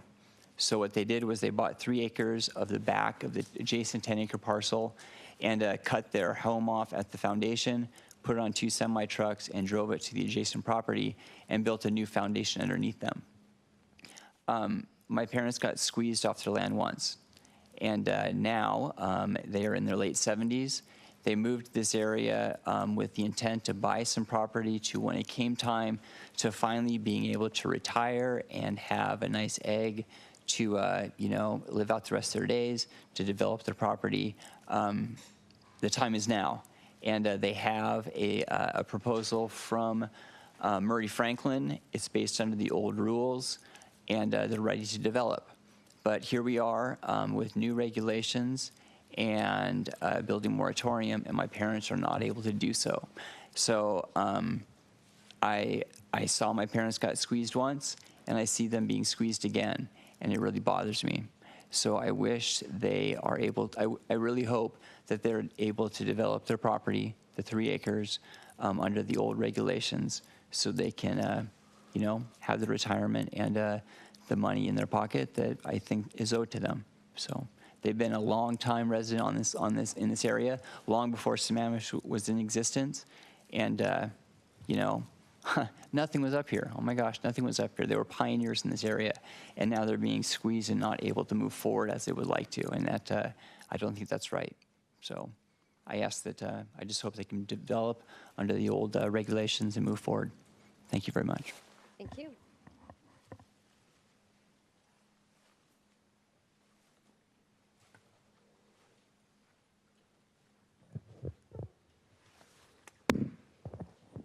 Good evening. Todd Levitt, excuse me, 26244 Southeast Duthie Hill Road. We've heard a few references to the evening, September 18th, about 10:30, 10:45. Many of us walked out of this room, many of us sitting here this evening, who were here to listen about the moratorium and the lifting of the moratorium of short plats and long plats. Thus, we come to find out about an hour later, these interim development regulations were put in place. By the way, somebody needs to start the timer here, because I'll keep talking. There you go. Thank you. Come to find out the next morning, many of us, as we exhaled, and we're excited to get back to being a customer of the city of Sammamish, get back to doing business here. We get some emails for many of us who had pre-apps, and the pre-apps were opened up, as council knows, on a good faith effort by council that you were marching towards a moratorium lift. And many of us took your word and moved forward with that. Come to find out that not only new interim development regulations were put in play, but as we started to really piecemeal into them, many of us realized the moratorium was literally put back in place an hour later. So you say, okay, Todd, well, you're full of garbage. What do you mean? You're full of CRA, and I'll let my wife finish the last letter, P, that you don't know what you're talking about. What are you talking about? Well, let's not go with what I'm talking about or what we're concluding. Let's go to the facts. And as of 4:25 p.m. today, there have been 0 pre-apps and 0 formal applications filed with the city of Sammamish under the interim development applications. 0. That was the information I have it via email from staff. That is for the R4 and R6 zones. There's been 1 pre-application filed for the R8 property of a 3-lot short plat. I think that tells you everything you need to know that there's a problem. These regs have been in place for 50 days. I keep going back to transparency. You've heard it many times this evening. Transparency, transparency. Many of you, I know, ran on that platform sitting there today that you want to bring transparency to your position. Well, I think it's clearly evident transparency did not occur when these were put in place. But there is an opportunity here to bring transparency back to the table. You have that opportunity this evening. You have the opportunity to get the public involved. I appreciate Mr. Pyle, Mr. Thomas had a nice presentation. They invited us in as stakeholders over the last couple of weeks to at least give feedback. And certainly what was put forth tonight is certainly a step in the right direction, but it clearly does not go far enough. Right now, with these regs, and I didn't see much difference. We've had 24 hours, maybe 36 hours to review these. You're still at an R4 is at an R2.8 plus or minus, and an R6 is at an R3.8 plus or minus a tenth. There's still issues here, and you got to give property owners the right to successfully develop, allow the property to be developed. And so you have an opportunity to go back to transparency, get it back into the public process, bring it back to Planning Commission, repeal these, and get all the stakeholders at the table, and let's work to find some common ground. We hear there are issues. We hear it loud and clear as an industry. We want to work with all stakeholders, including your constituents, landowners, developers, builders. We want to build Sammamish together. Thank you very much. Thank you. Question for Todd.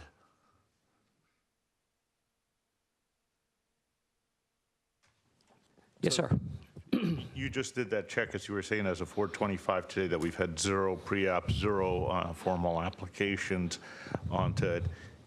Would that then, in fact, say that we do have a moratorium in the city with 1/6 of the year? Well, Councilmember Valderrama, I'll let you draw your own conclusions. All I can do is state the facts. You may want to verify with staff that the information I received was correct. All I can go with was what I was supplied with that was within the city system, but certainly one can come and draw to that conclusion, yes. Thank you.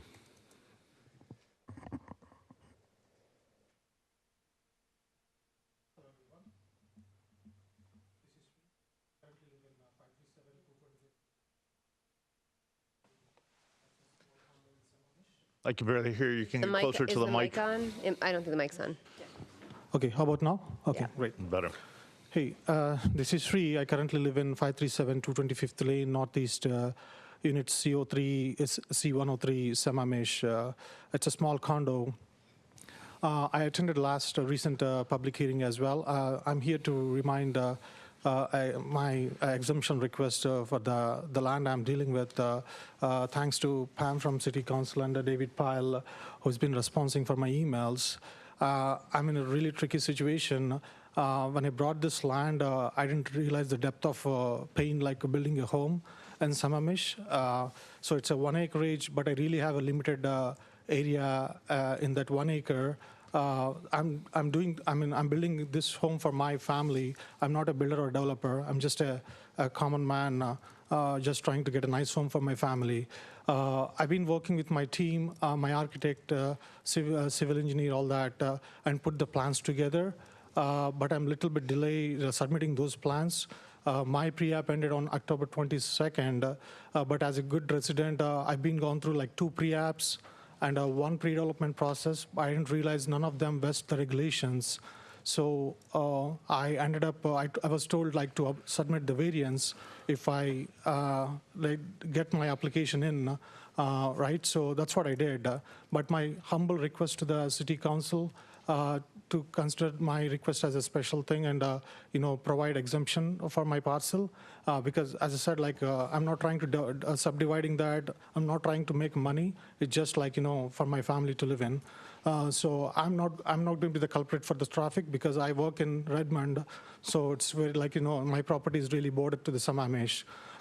So that's all I have. My humble request is look into my case again. Thank you. Thank you.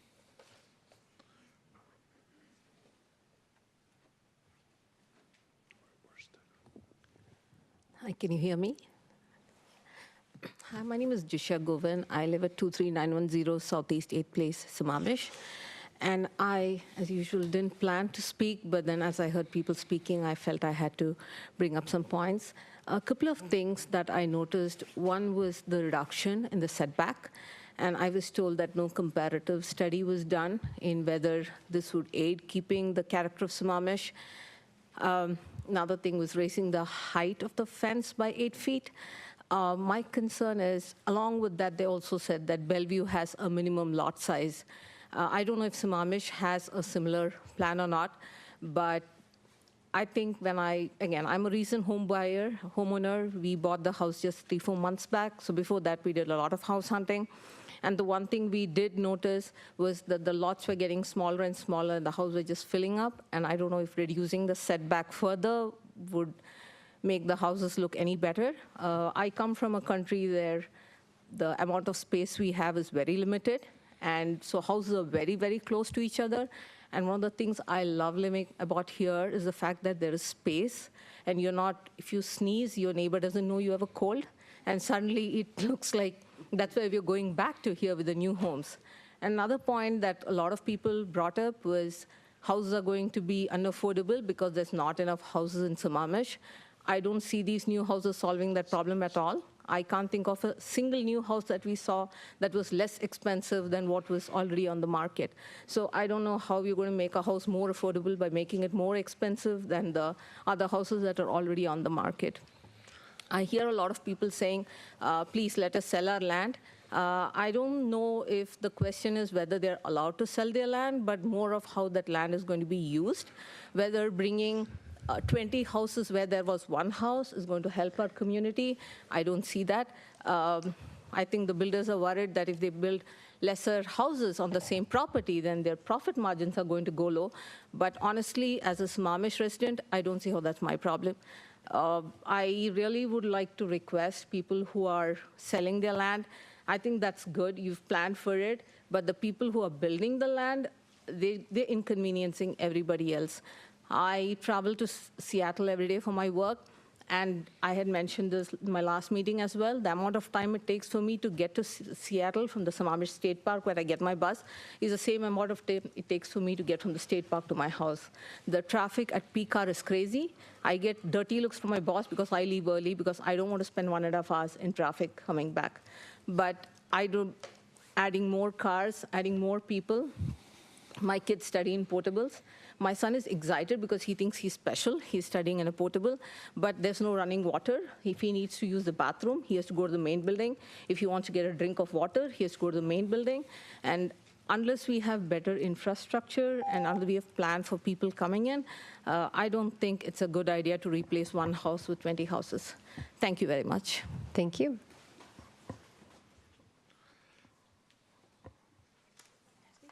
Go ahead.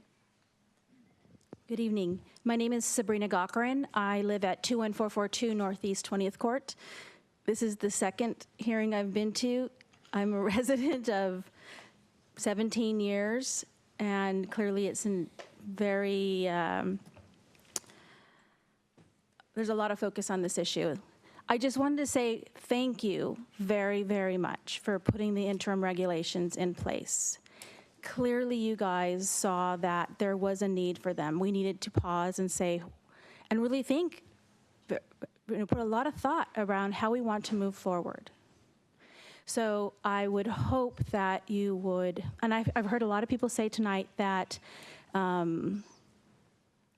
they're not in support of the interim regulations. But I also understand that there are a lot of people who are, those comments are from the people who are developing them. And I am a resident. I am definitely in favor of the interim regulations. I'm a little bit concerned about the staff proposing that the setbacks are smaller. The lot sizes are therefore smaller. But I also understand there needs to be compromise. So I just wanted to say thank you for putting the interim regulations in place, and I hope that you vote to keep them in place and that everyone would be subject to those regulations, that there be nobody who would be exempted. Thank you. Thank you.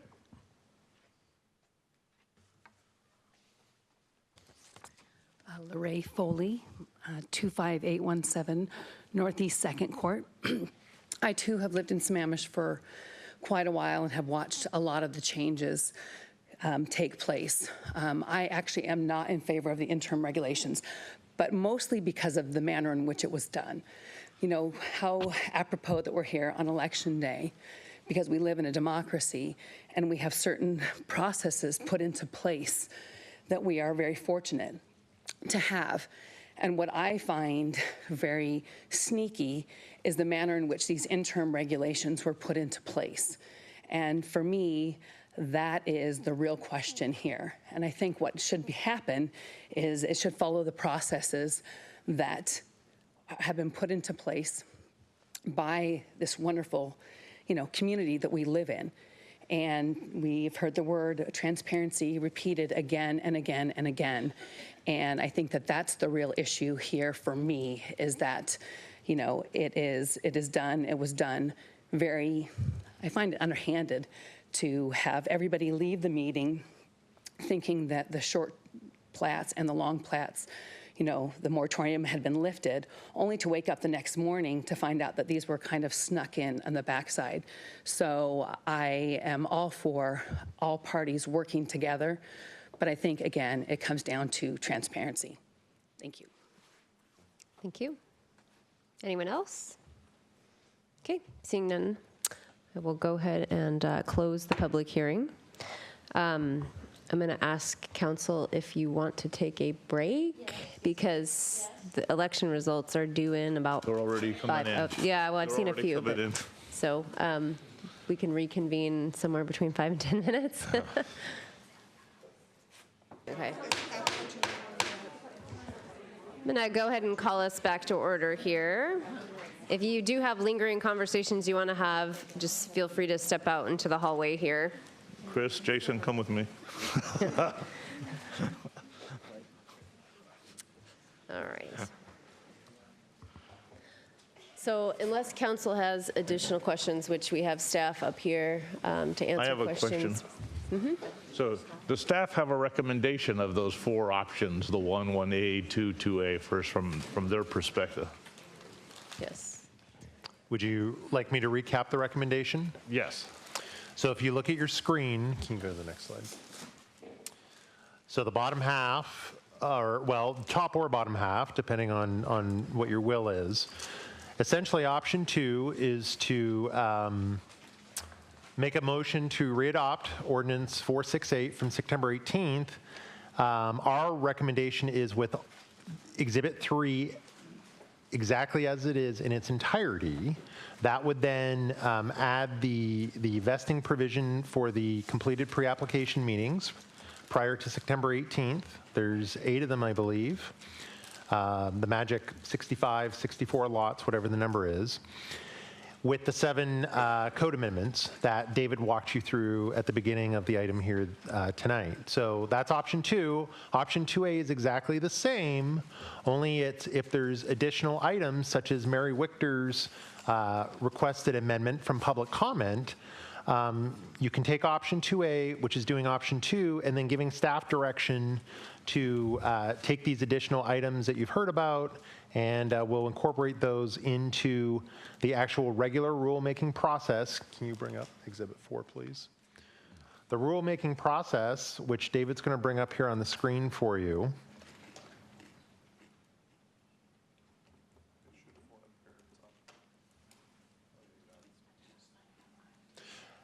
As soon as it comes up on the screen, here it comes. So this is the legislative review process that we've included as Exhibit 4 in your packet. If we can get through tonight, we can get going on preparing to meet with the Planning Commission and the public on December 13th to go through from beginning to end the regular legislative review process and get back to you in February, hopefully for a timely adoption in March, with permanent regulations that then we can all move forward with. The key in getting back before mid-March is that if we don't take some sort of further action in terms of adopting something as permanent regulations, we're going to be back here having another public hearing to extend the interim regulations, if you choose, through this period of time, kind of like what we've went through with the moratorium a couple times. So our goal is to get in and out with building consensus, getting some permanent regulations in front of council before the expiration of the 6 months. I've got a question, Christy. Go ahead. Jeff, I want to understand during that process with the Planning Commission and the adoption of the permanent ordinances, is it going to change again? And when it comes back to be adopted permanent? Or if we did option 2 and put in select items from Exhibit 3, is that a fait accompli that is what the Planning Commission will bring back and become permanent? Or is there a whole nother process during this permanent adoption phase that can still change? Councilmember Hornish, to answer your question, so yes, there will be an opportunity for further changes. Whether you view that as a positive or a negative, the legislative review process could potentially yield additional recommendations from the Planning Commission for City Council consideration beginning in February. So help me understand what happens between now and then if we went through let's just do option 1 and option 2. If we don't do anything and we go to permanent adoption, we can still change it to add some Exhibit 3s. But option 2, if we add Exhibit 3s tonight, then that's the current regulations that people are having to follow between now and the permanent adoption? Yes, you are correct. So if option 1 is pursued, which is to complete the public hearing and not move forward anything from Exhibit 3, there's no motion. We just simply move on to the next agenda item when this conversation is complete. Council can provide the direction that the items in Exhibit 3 could be then considered as part of the full regular rulemaking process, the schedule of which is on the screen currently. Option 2 provides to take those 8 items in Exhibit 3 and amend Ordinance 468 tonight, and then get going with the regular rulemaking process. And then they could still change again. That's my concern. Okay, that's what I wanted. You are correct. Okay. Councilmember Valderrama. If there are no further questions, I'd like to make a motion. Well, there was a light and it just went out. Sorry? So there was a light and it just went out. Okay. I'd like to make a motion that we take option 2A with Exhibit 3 and the following additions. Mary Wichter's controls for the critical areas, that we include addressing rounding up for short plats, long plats round down, and that we also address setbacks at 15 feet. And finally, that this also be required to go back to the Planning Commission for discussions and reviews. That's my motion. Can you repeat the rounding part? The rounding of the properties that you would round up for short plats, but on long plats you could round down, because it has a much greater significance. Yes. So because you've said option 2A, so we would move forward, we would move forward as an interim with the modifications, and then all of those other things you just said are the things that would go forward into the legislative process with the Planning Commission. Is that correct? That's correct. Okay, thank you. That's right, including Right. the number 2 that's in Yes. there of exempting the existing. So I want to ask staff and legal a clarifying question. That is not what we have before us as terms of, correct? So we can't adopt this tonight. Is that a fair? So ordinance 468, readopted with Exhibit 3 as is. That is what would happen tonight in terms of things actually changing. The rest of the list from Councilmember Valderrama that he just went through, those things would be added to the pot. Okay, I just want to be sure that that's for understood by council. the regular It's not- rulemaking these process changes starting not- December 13th. Okay. Each other? You're doing good, thank you. Okay. Appreciate it. So these changes would not be for tonight, this would be for consideration for the Planning The Commission. additional ones would be for consideration for Okay, the just other. want to make sure that everyone's on the same page with that information. Okay. Second. Okay, it has been moved and second. Councilmember Valderrama, do you want to speak to your motion? Yeah, I think that, we did adopt these regulations we had been working on for a while. We're all looking at the character. We're all interested in preserving the quality of our lives. However, as we found out, the manner in which this has done was a surprise, not just to the citizens, but the council. We put it in. We thought it wouldn't have that great of an effect initially because we were trying to review it basically after 11:30, almost at midnight. And the effect has been devastating, not only in the attacks because of the lack of transparency on the process, but what's taken place. Instead of looking at limiting character, as we've heard, we basically have put into place a moratorium into the city, lifting it from the other one. You have 0 applications putting in and 0 pre-apps. I think we need to make the modifications. I think that there have been some good meetings, initial meetings with the development community and with homeowners. Overwhelming today, we heard from both homeowners and businesses that they are not happy with the manner of how this is going, that we need to have more flexibility in the process. I think that, again, that this is a start of how we're going, but I think that we can do better as we continue to work and engage our citizens in this process. Okay, I have our city attorney who. I just want to clarify my understanding then of the motion and the amending ordinance that would be passed, is that the mayor would be authorized to sign that ordinance without it coming back to council, and it would include Exhibit 3 as the amendment, which does show everything in track changes, and it would not start the 6-month effective date over. It would just continue that 6-month effective date. That's my understanding of what's on the table. Councilmember Ritchie. Thank you. Directing this to Mr. Thomas. I'm in favor of option 2A, and I'm in favor of, for Councilmember Valderrama, we kind of listed some exceptions, some changes, some of the folks we heard from tonight.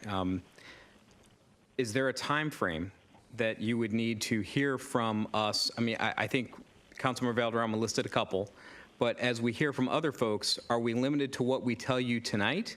Or is there a window in which we can say, I mean, part of your sentence, your option 3 or option 2A says, and direct staff to further consider other potential amendments not itemized in Exhibit 3 as part of the formal legislative review process as scheduled in Exhibit 4. Are we limited in just saying those tonight, or is there a deadline beyond tonight? Yeah.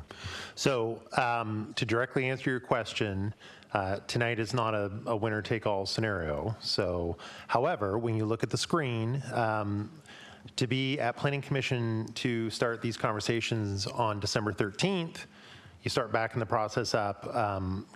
Certainly, we would love to have council input over the next week. Okay. But beyond that, we've got to kind of close the gate a little bit to say, okay, we've got what we've got. Now we've got to start working through it and start preparing that for the process. I appreciate that. It's really important to me to make sure we're not giving you more than you can deal with, limited, staff time, and this is a pretty heavy lift, and there's a lot going on. So I just wanted to clarify if we can, if you said, say, the 13th, 7 days from now, something like that, that would be okay, but beyond that, it gets burdensome to staff. Is that a fair statement? Yes. Okay. I just want to add while I have the floor, because I assume we only want to go around once. That'd be cool. That would be nice. I just want to say that there's been, over the course of the past several meetings and several weeks, there's been comments about how you're either with the citizenry or you're with the developers. And I think that is absolutely mind-numbingly ignorant and arrogant of those people that say that. We heard a large percentage of folks tonight that were very much homeowners, property owners, citizens, voters, constituents. They are not developers. This is about finding a balance. And I want to thank the staff, Jeff and folks, for taking the time you have to meet with families, property owners, developer partners, and council to try to figure out where this balance is. Without you, this isn't happening. I'm very grateful you've taken the time to come up with a balance. This is not a winner-take-all X and Y proposition. We're trying to find the right balance, and there is no one right answer to this thing. We're trying to find a good balance, and I just want to make sure that the folks here in the room and the people watching understand that this is not an us versus them scenario. This is about democracy, and this is about finding that compromise and that balance, and it's not easy, and it is messy. And I'm grateful for everyone that participated and had something good to say and productive to say on either side of the issue. We all care about our city, and we're all trying to do the right thing, and this isn't a good guy, bad guy thing. So thank you. Deputy Mayor Moran.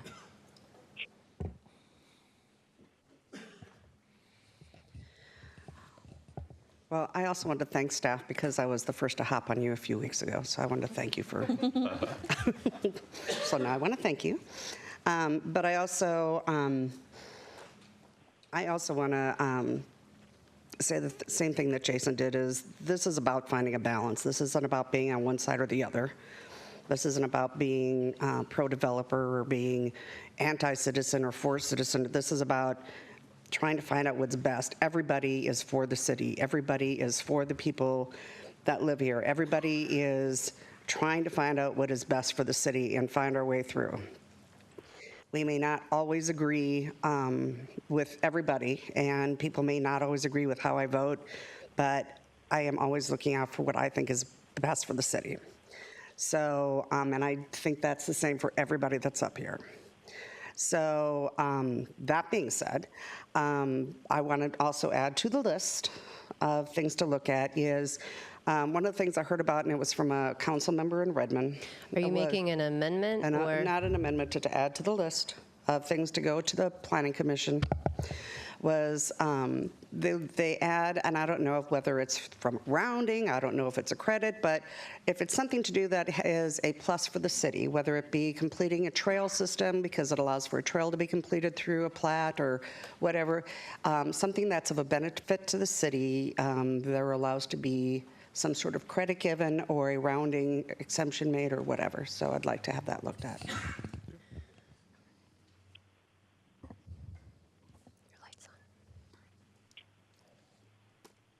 Councilmember Ross.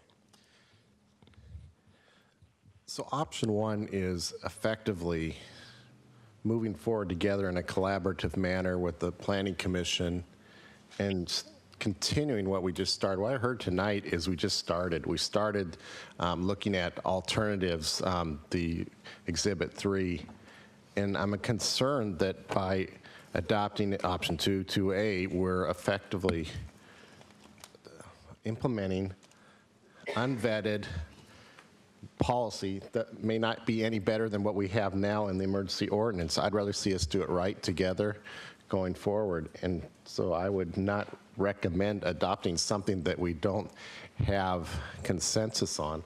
It's just a proposal, and proposals should be vetted and discussed and in a transparent manner going forward, and we have a time frame to get done before March. I'd like to see us, because ultimately, the observations that the people talked about affordable housing. The concerns from the development community is I can't get as many units on my plat. Well, yeah, that does drive up the cost of housing. Those are considerations. So it does impact the citizens, and it impacts the development community. So we have two important constituencies. Neither one of them is bad or good, and we just got to bring it together. So I kind of like the option one and don't support the option two at this time, because I don't think we have a consensus with both development and cities and council on what is the best Exhibit 3 right now. I think we're just adding another temporary placeholder, and I'm not sure that gets us any further than we are now. Councilmember Stewart. Yeah, so I do want to thank everyone for coming out on an election night and a very rainy night. And we had, I thought, a lot of really great points made. One person out there who was very emotional and very impassioned, and I want to thank you, Cheryl, for coming and giving such an impassioned plea. But one thing that struck me about what you said is that you said we need to save what little character we have left. And that made me a little sad, because I think we have a great city. I think we still have a beautiful city. I think we have actually an incredibly beautiful city. So I want to reach out to you, Cheryl, after this and sit down and find out what makes you think that that we don't have that, and what we can do to change that, that either perception or that reality. Because I do think we have an incredible city. We have a lot of beautiful parks. But that struck me, and so I just wanted to thank everyone for coming out, because your comments do matter, and we do listen. But we had other people who made other impassioned pleas as well. So I do think that the transparency and following the process, I was just telling people, one of the things I've learned is that sometimes government moves slowly on purpose, and that is because it's important to get that public input, that we often do things, I would say almost always, if not always, do things with the best of intentions, but there are unintended consequences, and that's why there are processes in place, and that's why we should follow those. So I really appreciate the folks that spoke, and even some of the ones that came up after and shared their concerns, who weren't comfortable speaking publicly, that said, we really want there to be that public process. So I think that finding that compromise and working towards something that will strike the balance. And I hope that all of you know that whatever side of the issue that you fall on, we do listen and we do hear, and we try really hard to make the best decisions that we can. And rarely is there an issue that it's like, this is right and this is wrong, and we can just all pick the right one. These are complex issues. If they were simple issues, they would have been solved by previous councils. So I appreciate your time, and I appreciate your patience, and I want to echo what the Deputy Mayor said and what Councilmember Ritchie said, that we aren't for or against people. We are just trying to make really good decisions for the city. So thank you. Councilmember Hornish, did you want to add anything in? I didn't want to skip over you. Yeah, I will real quick. I'm one of the mind-numbingly ignorant ones, because I do believe that comes down when it's a very close call between who do you support when it's a very close call. And I said this before. We heard a lot from the developer side. We heard a lot from the citizen side. I come down on the citizens who want to maintain the character, and I think these interim development regs were good as is. Now, having said that, I do like the concept of the process, and we do have a legislative process that we are going through for the permanent adoption, and some of these things could be considered then. I just don't think we need to adopt them now, so therefore I'm not supportive of the motion. Okay. I'll say a few things here before we call the question. I do think a lot of the staff recommendations provide a good balance. I appreciate the fact that staff was willing to reach out to a lot of the different organizations and groups and stakeholders to receive feedback on what we initially did. So I want to recognize staff for taking an extra step and going above and beyond. I'm not supportive of moving the bright line. The bright line on vesting is given to us by state law, and I'm not supportive of going beyond that. I don't think we've seen any applications not because this is a de facto moratorium, but because I think they were waiting to find out what we do tonight. I don't know, if I were planning a short plat or a long plat, I certainly wouldn't go change everything really quick. I'd wait and find out if I got an exemption. So I think the reason we haven't seen any applications is because they were waiting for tonight. And if we adopt something different than what we've already adopted, tomorrow they'll go plan based on what our code says.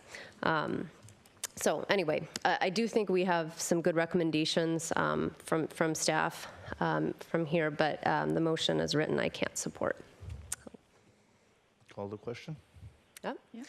So all those in favor, and I'll read the motion, was, I think it was 2A, which was Exhibit 3, which unfortunately is not up for, maybe we can pull that up so our audience can see what it is. And then I think the additional items that Councilmember Valderrama stated will go to Planning Commission. So, whoop, my lights just went out there. So all those in favor? Were we going to get it on the screen? Well, I think they can read it, but we can still call the question and vote. So all those in favor, say aye. Aye. Opposed? Nay. Nay. Okay, so by a vote of 4-3, it passes. Get my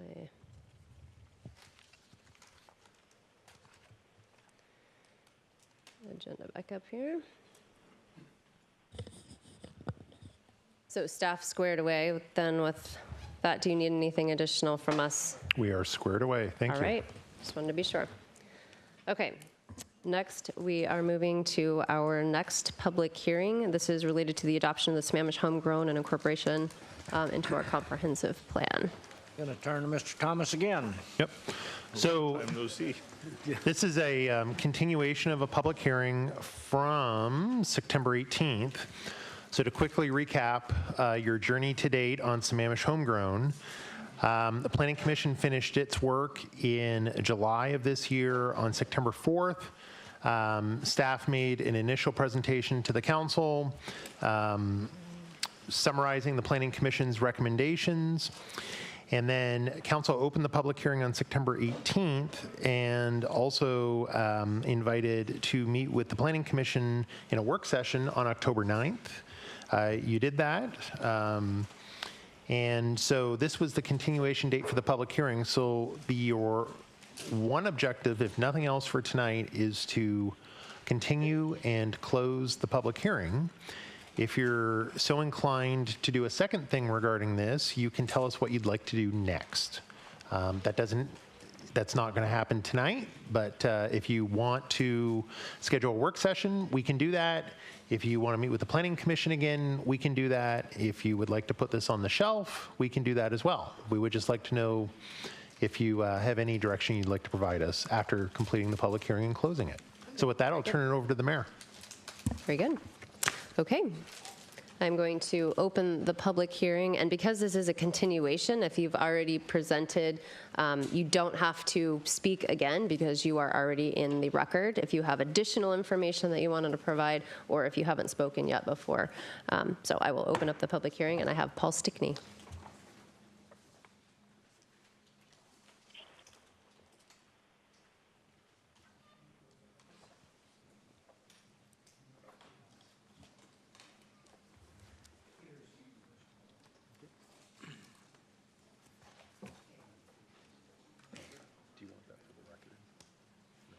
Like them better. Going to wait to get my slideshow started here.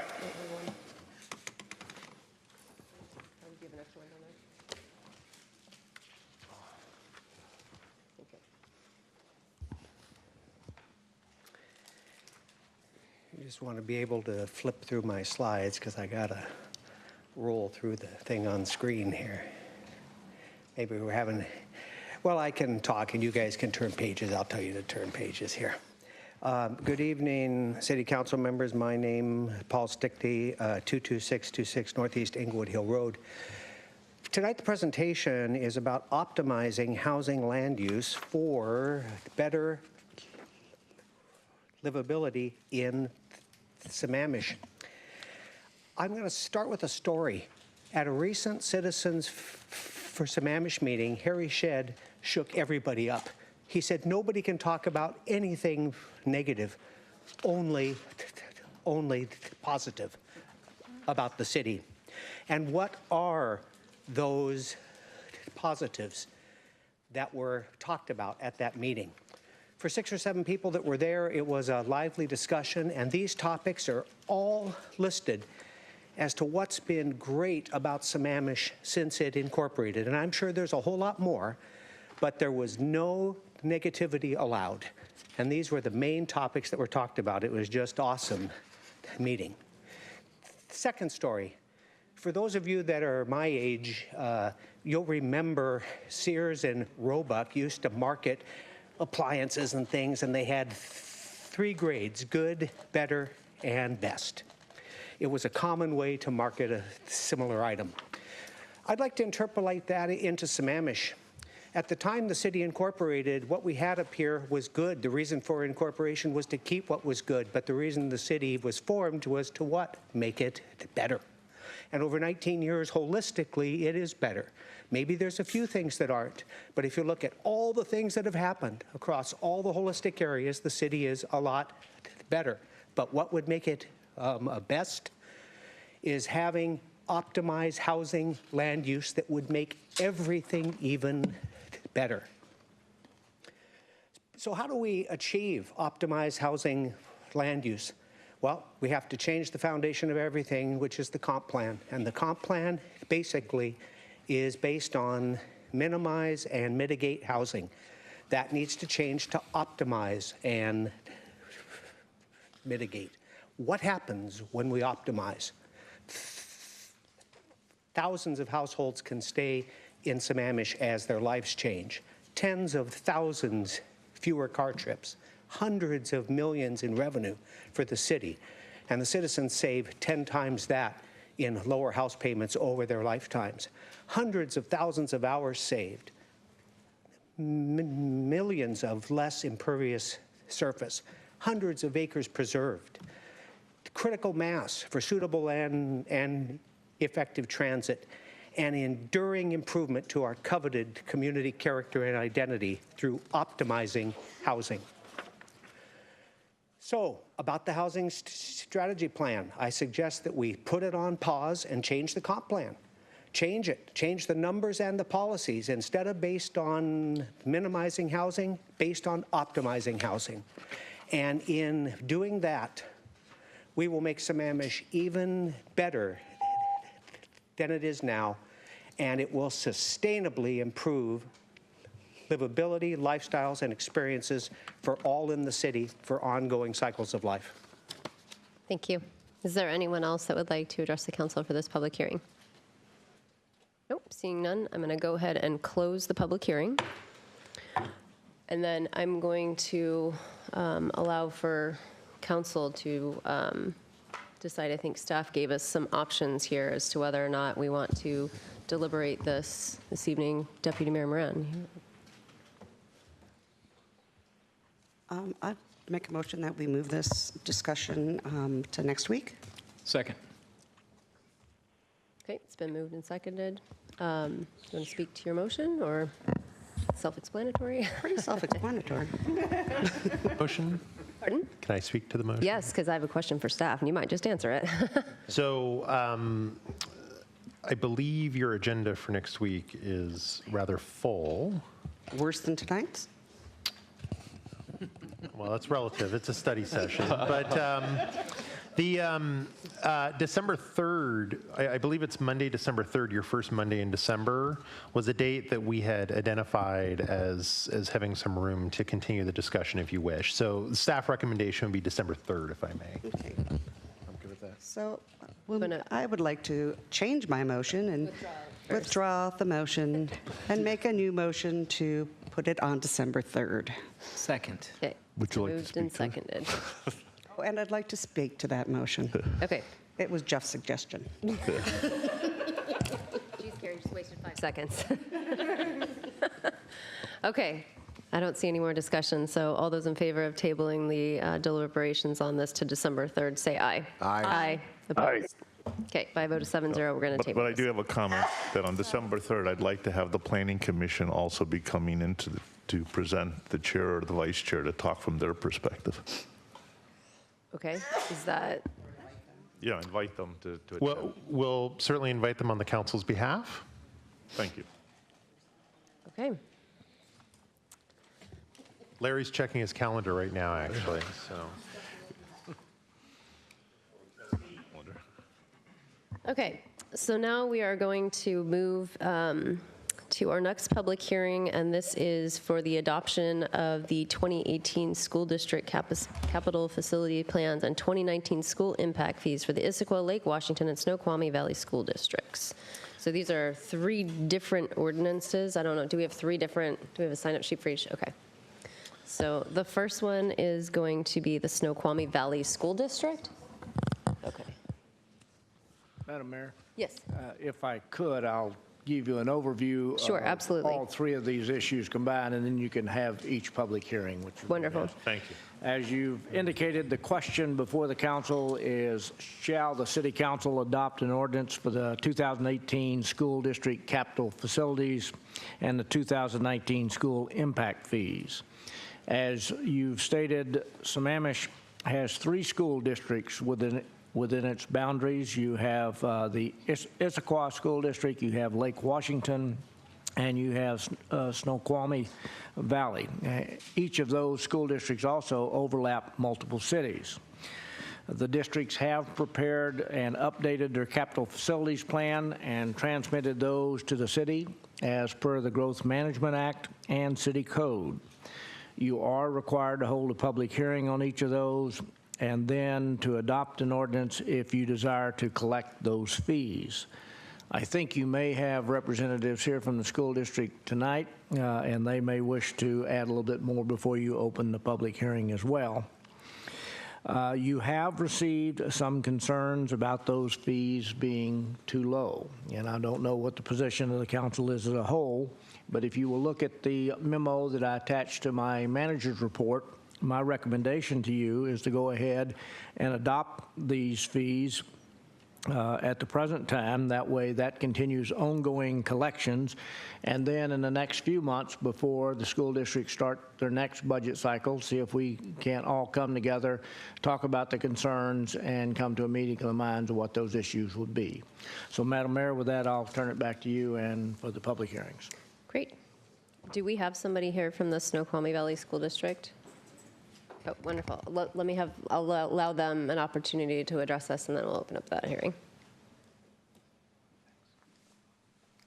Good evening. My name is Denise Stiffarm, Pacifica Law Group, 1191 2nd Avenue, Seattle. I'm legal counsel for the Snoqualmie Valley School District. I also work with both the Issaquah and the Lake Washington School Districts on their capital facilities plans and impact fees.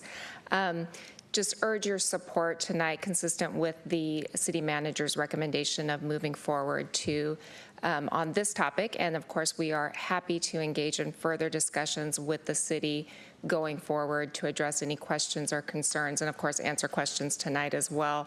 I'll just briefly state that for all 3 of the school districts, the fees are calculated consistent with your city ordinance, with the formula that's included and adopted in that ordinance.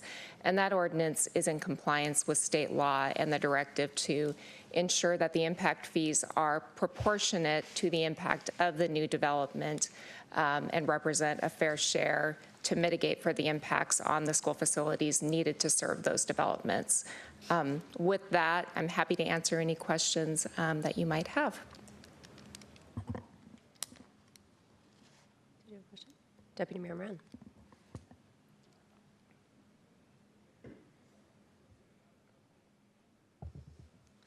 So this question would go to the Lake Washington School District. Oh, so this is just Snoqualmie. She's Snoqualmie. Okay, Snoqualmie but you Valley. said you did the calculation of all the districts or just I do work Snoqualmie? with all 3 of the districts. There is someone here tonight from Lake Washington, so. Oh, okay. I'll save it for you then. Okay, I don't see any other questions, so thank you. Thank you. Okay, so now I will open up that public hearing for the Snoqualmie Valley School District. I don't think I have a sign-up sheet. Is there anyone that would like to speak at that public hearing?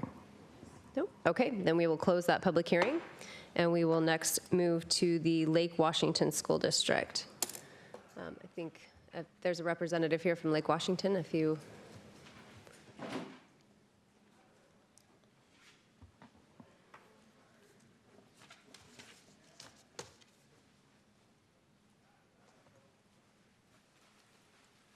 Yeah. Hi, my name is Brian Buck, Associate Director of Support Services at the Lake Washington School District. So I'll echo what Denise said. If you have questions, I'm here to answer. I think this is now your, your question. Yes, Deputy Mayor Moran. Okay. So in the calculation that you had, I'm one of those who have gone back and forth with the super a couple of times, a few times over the last 3 months, 2 months. So in the calculation of the fees that you have for the apartments, it's my understanding that what you do is to find the fees for the apartments, you take the number of apartments and then by the number of kids that come out of the new apartments. Is that correct? Yeah, there's a student generation rate that's calculated based on the particular or appropriate number of multifamily housing that goes into the calculation. So one of the things that I was wondering is when you're looking at the single-family dwelling, you take all the single-family houses and all the kids that come out of all the single-family houses. But yet, when you're looking at the apartments, it seemed odd to me that when we were looking at it, I was looking at it with one of the council members from Redmond, and we were looking at and finding that you don't take all of the apartments, and you seem to look at the new units and look at how many kids come out of the new units, and that's how you calculated how many kids come out of the new, versus looking at it as how many kids come out of all the apartments. Yeah, so we calculated using the same guidelines that the county provides us that all districts utilize. So I believe we're taking an average out of the last 5 years of multifamily housing units within the district, and that calculates the student generation rate. But what I'm seeing is, and because I also work in the schools, so what I'm seeing is that's not giving an accurate count. So I'm hearing I'm hearing that what we're supposed to do tonight and what's best for the school so that we can collect the fees, but the numbers aren't right. And so I really think that the school district needs to take a look at those numbers so that they're collecting the right fees when it comes to the fees collected for the apartments. And I have asked, along with, I know Redmond, that we try to put together some sort of committee or something to look and reassess those fees and try to figure out that schedule. And I think Issaquah is having the same sort of go-around, and I believe it's all leading down to the apartments or the multifamily units and the fees that are coming out of those and the calculations that are being used. I don't know if they've got the same, I don't know if they're calculating the same way or not, but is there any way that we can get some sort of guarantee or any sort of promise that we can have some sort of committee looking at it? Yeah. I'll let the school district answer that specific question, but I just wanted to clarify that both the single-family student generation rate and the multifamily student generation rate are calculated in the same manner, and that is by looking at the previous 5 years of development, matching all the building permits with actual student addresses to generate that student generation rate. I think what you might be referencing in your thought is something that's very true, is that it could be that there are students living in those units who aren't picked up in that analysis because they haven't yet entered school. And so it is an average. It's based upon what the real data is. And so if there are students in the school system from those units, they will be counted. However, if they are preschool or before, they're not going to be picked up in the district's records, even though they'll show up in the future. But I just want to make sure that the calculation for both single-family and multifamily is done in the same way.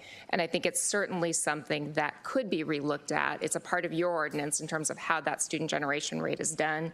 And it comes, frankly, directly from King County's ordinance because they were the first jurisdiction in 1992 to adopt a school impact fee ordinance. So that was So what you're saying is something that we have to fix first. It would have to be a part of your ordinance to do that. I have a question to follow up on it. Yes. So would it be that our ordinance or our ordinance with King County? No, ours. No, your ordinance is separate and apart from King County's. Each jurisdiction has their own school impact fee ordinance. It just, when the city of Sammamish incorporated, that ordinance was adopted in whole, essentially. I will say that for the school districts that serve multiple jurisdictions, like the 3 that you have before you, the consistency amongst jurisdictions is certainly something that helps them on in their process. So I think that is a consideration that each of the districts would want to keep in mind as they go forward in conversations. Thank you. Anything else? Okay. So I think I'll open up this public hearing.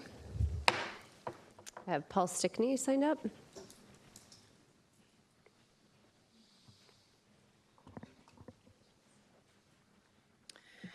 Good evening again, Council. Paul Stickney, 22626 Northeast Inglewood Hill Road. In your packets on pages 285 and 284, Lake Washington has all the spreadsheet of the last 5 years projects. And I think that is the issue.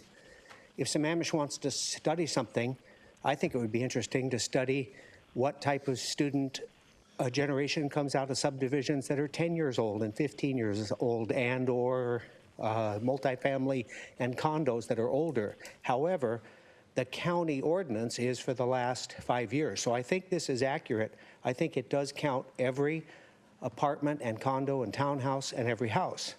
What's interesting is this. I've always contended there are 4 types of student generation. Single-family homes, and then the next level of higher generation is a standalone like Ichijo, townhomes and the Plateau 228. Then a lesser generation is what I call stacked units, horizontal, like Saffron and Sky and the new, Plateau 170. And then, of course, lowest or none is any type of housing that is for seniors at 55 and older. But let's take a look at just a couple of the interesting facts out of the Sammamish data as compared to the Lake Washington School District data. Across all the area Lake Washington serves, they have about 75 students per 100 houses out of single-family homes. They have roughly 11 students out of every 100 units in multifamily. However, in Sammamish, the 8 housing projects studied have a rough median of roughly 110 students per 100 houses instead of 75. And in the 2 Sammamish multifamily projects, there's only 2 under 5 years old that are here. It's roughly 39 students, but those are both tall, big, townhouse projects.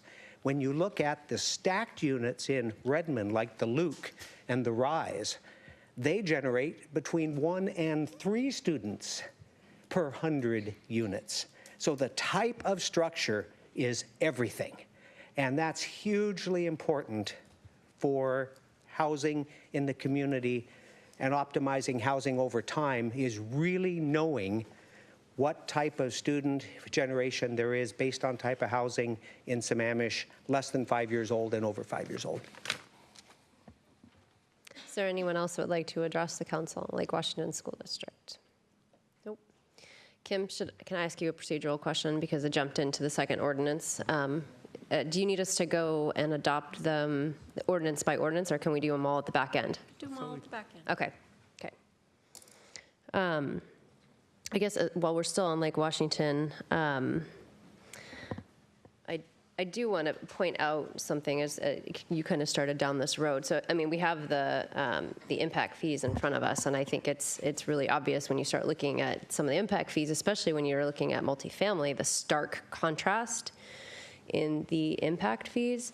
And for those in the audience that don't know, and for council members that maybe don't know, so the county requires a 50% reduction off the total impact fee, and then there is an additional reduction that happens somewhere in process before it comes to us. And I think you alluded to the fact that Issaquah is right now in the throes of all this. They're going through the process actually of changing their ordinances in their city right now so that they can potentially, I should say, it's gone through committee and it's due to come back to council. But I think the city manager's recommendation was that we adopt these, and then I think, if we want to, by motion, we can direct the city manager then to engage with other jurisdictions that cover at the very least, the two large school districts that cover Sammamish, so that we can have these conversations. Because what could happen eventually is you have one city like Issaquah potentially adopting one impact fee for the Issaquah School District while we're adopting a different impact fee.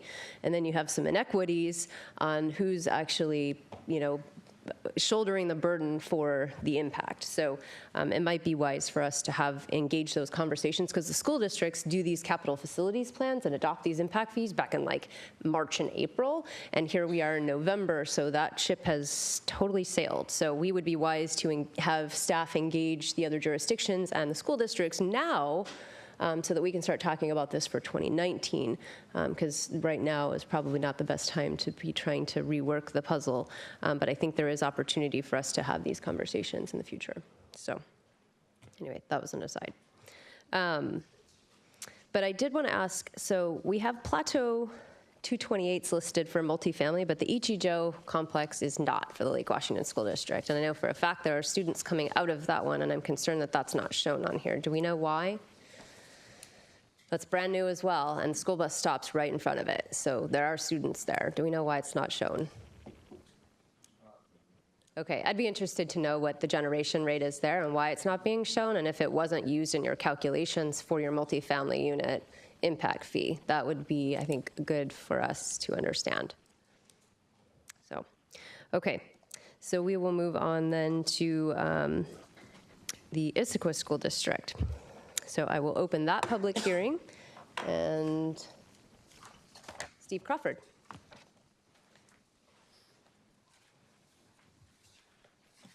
Steve Crawford, Executive Director of Capital Projects for the Issaquah School District.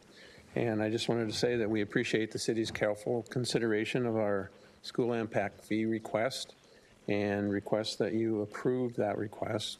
We look forward to continuing to work together to best serve our community, and I'd be happy to answer any questions you may have.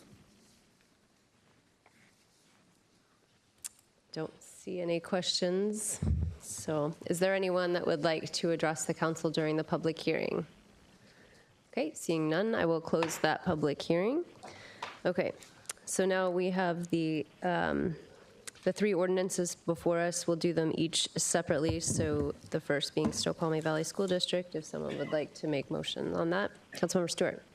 I move that we approve the ordinance as written. Second. Okay, it's been moved and seconded. Any discussion?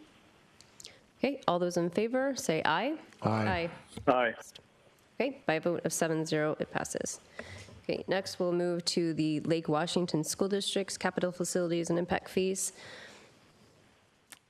Just, you don't need to push your light to make a motion. I would like to make a motion that we approve the ordinance as written. Second. Okay, it's been moved and seconded. Any discussion? Okay, seeing none, all those in favor say aye. Aye. Aye. Opposed? Okay, by a vote of 7-0, it passes. I would like to make a motion that we approve the ordinance as written for the Snoqualmie Valley School District. Issaquah School District. Oh, sorry, Issaquah. I got them in the first order, sorry. Second. Okay, it's been moved and seconded. You said nay, sorry? Oh, sorry, so I apologize. The Lake Washington School District is 6-1. Okay, so Issaquah School District, it's been moved and seconded. All those in favor say aye. Aye. Aye. Opposed? Okay, by a vote of 6-1, the ordinance passes. I would like to make one more motion, and that is that we ask staff to begin the process of engagement with the appropriate school districts and city council to readdress these, I guess, as soon as schedules allow. Second. Okay, it's been moved and seconded. Did you want to speak to your motion?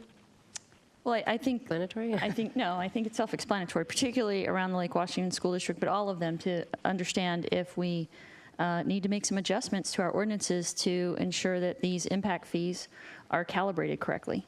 And we'd like to get that done now so that we can make the course corrections and get it in the process before next year's deadlines for the school districts for their planning. So I'd either like to make an amendment to that or ask for clarification, because you said city council, which would infer us, but I would like to engage all jurisdictions that border us, because we need to be having those conversations with the other jurisdictions as well. So can you clarify by when you said city council, is that just us? Well, no, I'd like the staff to engage the appropriate organizations, whether that be other councils and school districts, and then involve us as a council to have those, because I think there are going to be some joint meetings that need to happen, right? Okay, I mean, so- it's been a long time since we've even met with Lake Washington School District. I don't know that we've ever had a meeting, at least not since I've been on council, with the Snoqualmie Valley School District nor the Issaquah School District. So I think that we need to get a series of meetings, and I trust staff to find the appropriate people that we need to engage with to get the data and to pull it together. And we have some sort of a study session before we have to address whatever changes in our ordinance need to happen. I think I would offer up an amendment then that we have joint meetings, or at least a representative from each of the jurisdictions from their councils, because it is policy work to change ordinances. And since Issaquah is already knee-deep in this, and fine. we've had those conversations, I just Again, want to make sure they are that an appropriate body that staff needs to engage with, so. We'll reach out to all parties that we need to make sure we have a we have to pass the motion first.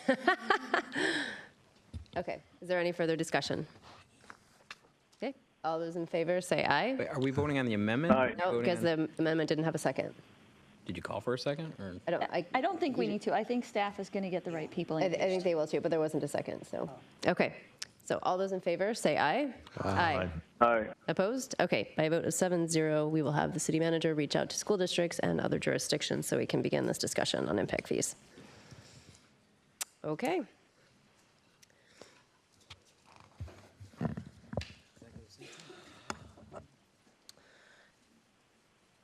Do we dive into the budget, or do we need a break?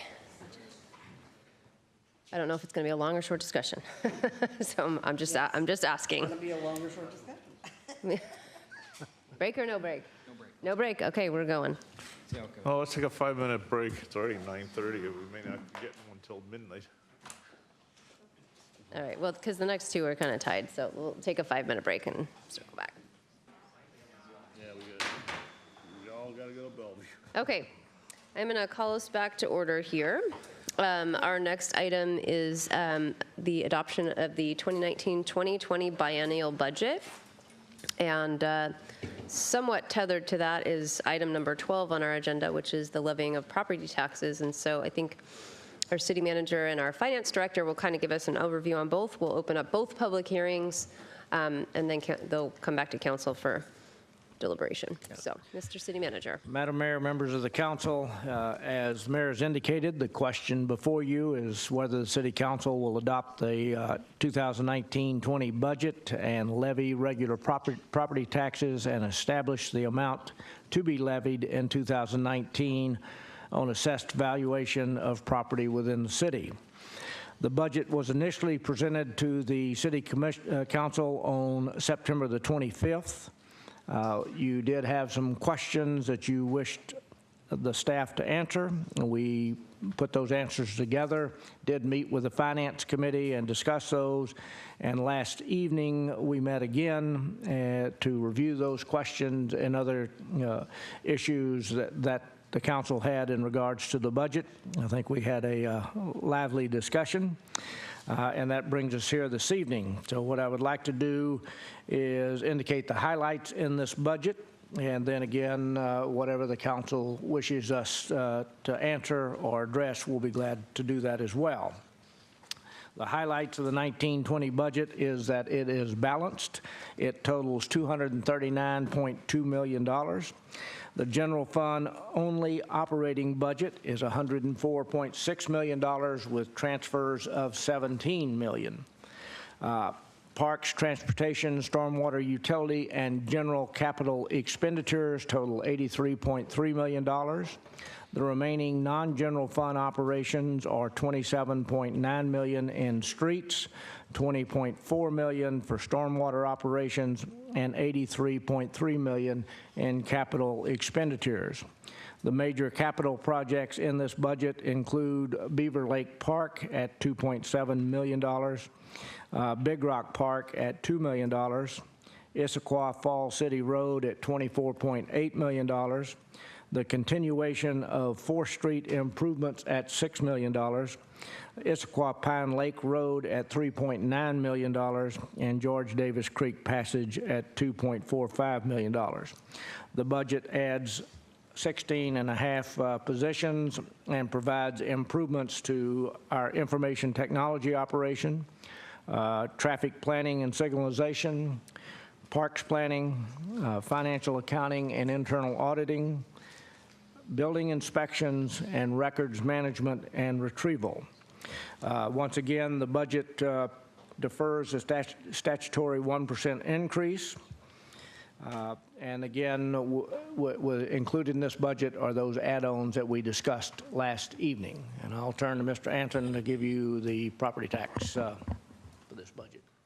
So quick overview on the property tax piece. So that levy and the ordinance is included in the packet as well and been properly noticed prior to this. So the action on property tax, or what's included in that ordinance, is a $0, 0% increase. So the statute allows the 1% increase in the regular levy. So the ordinance is drafting foregoing the 1% and banking that. So we bank that capacity. So now that's for the 10th year in a row that City of Sammamish has done that, to bank that capacity. So we previously had the 1.8 million in bank capacity. With that additional 1%, which is around 290,000, is what that equates to, the bank capacity with that action would go to just over $2.1 million. So that's the, as it's currently drafted, the ordinance for the property tax. So tonight we would need to have a public hearing both on the budget and separately on the property tax ordinance, and both of those have been noticed. State law requires consecutive noticing for 2 consecutive weeks, and City Clerk has performed that action for us ahead of tonight, so that has also occurred. Thank you. Okay, so first I will open the public hearing on the biannual budget, and I have Mary Wichter.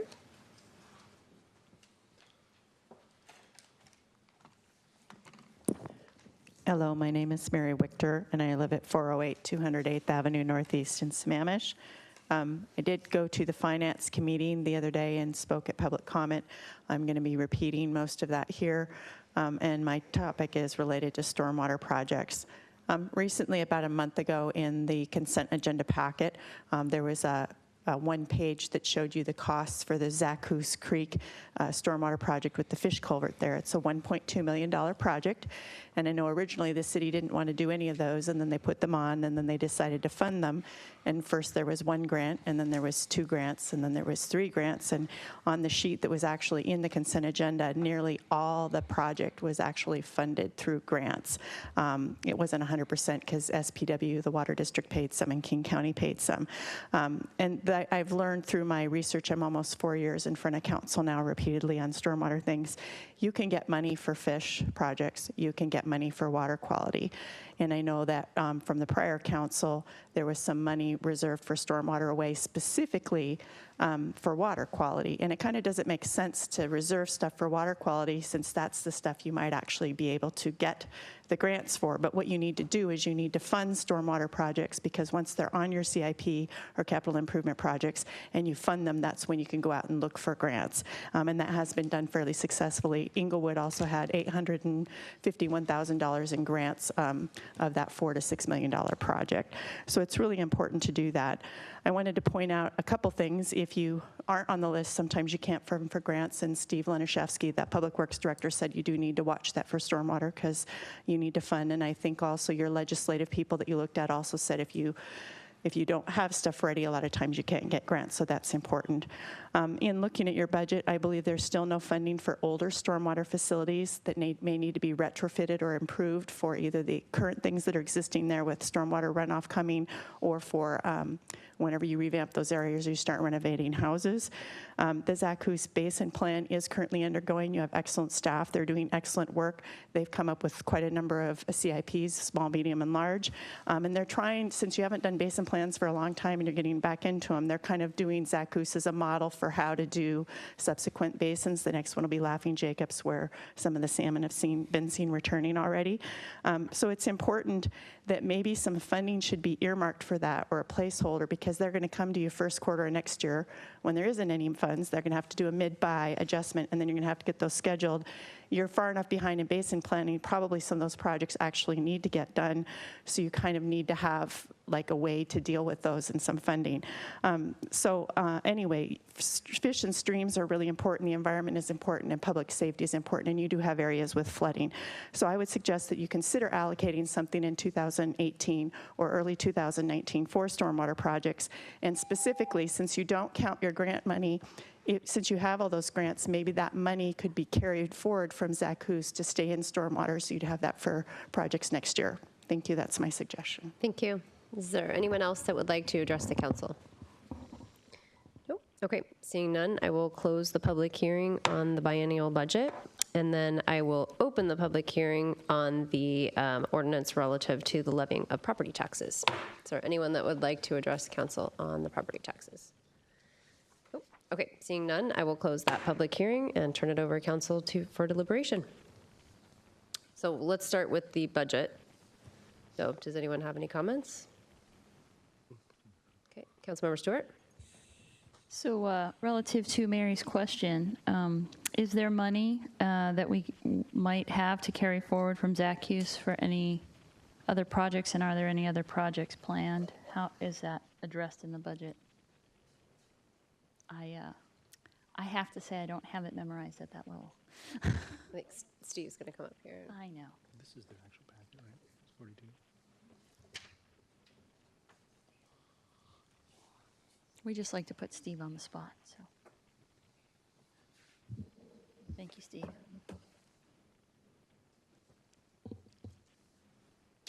Good evening, Mayor, Council, staff, and citizens. Steve Lenishevsky, Public Works. So the one thing, just to confirm what Citizen Mary said, the utility fund is its own sole fund. So whatever does not get expended within that fund stays within that fund. So yes, it can be reallocated.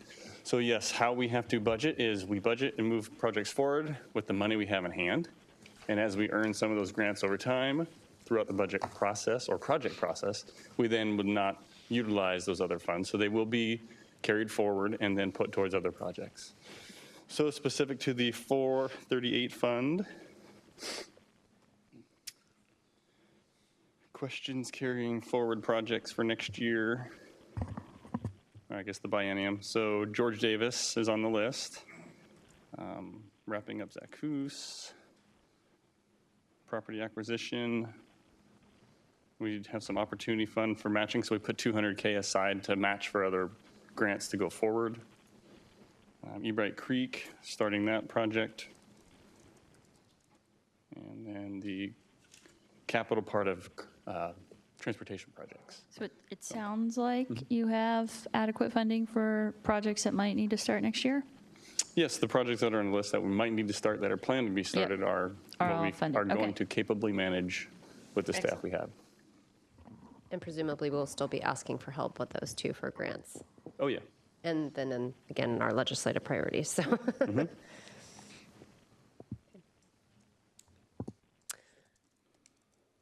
I don't have any more questions. Councilmember Valderrama. Are we doing questions or movements? Either way, I don't have any more questions, so if you'd like to make a motion. I'll do a motion. Then on the add-ons, on expenditures, we currently have in the budget item number 4, parks, $50,000 for that celebration. I would move that that be removed from this budget. It's not on this, you have to go to yesterday's to see the add-ons. That's the problem. I was doing that myself. So the discussion, just a point of clarification there. So the items we discussed yesterday, the only thing moving forward from that list per council's direction then was the Citizen Academy, that $10,000. So the others are not, Yeah, the party's not in there. are not funded? There was are not that one and the Kokanee work group that was moving from the stormwater over to the general fund. Yeah, It was can just we those move two. that from, Okay, from all right. stormwater to. Previous general list we had. All right, then I stand. I have So- a question. Sorry. Yes, Councilmember Stewart. So we also discussed the affordable housing contribution. That is staying in the budget, correct? Yeah. Okay. You want to restate your motion then without? No, well, because it appears that it's not funded, so there's no action being taken on it. Okay, so are you moving to adopt this or no? No. No, not Okay, yet. all right. Do you have any questions then? Going between the 2 days. Okay, to well, look at somebody else those. has got a question. Councilmember Ritchie. Move to adopt the budget, please. I'll Second. that. Second. Okay, it's been moved and seconded. Do you want to speak to your motion? Yeah, we've spent quite a bit of time working on this. There's going to be some changes in the mid-buy. We have the police services study coming up. We have the Issaquah Alps folks Issaquah Alps folks speak with us tonight. We have Citizen Wichter's issues coming up. So I think there will be some changes in the mid-buy, but I think that the amount of time, energy, and specificity in this budget and the fact that it's balanced, that it doesn't call for 1% at this point, I think this is exactly where we need to be at this point, and I think we move forward on this right now. Okay. Any other discussion? Seeing none, all those in favor, say aye.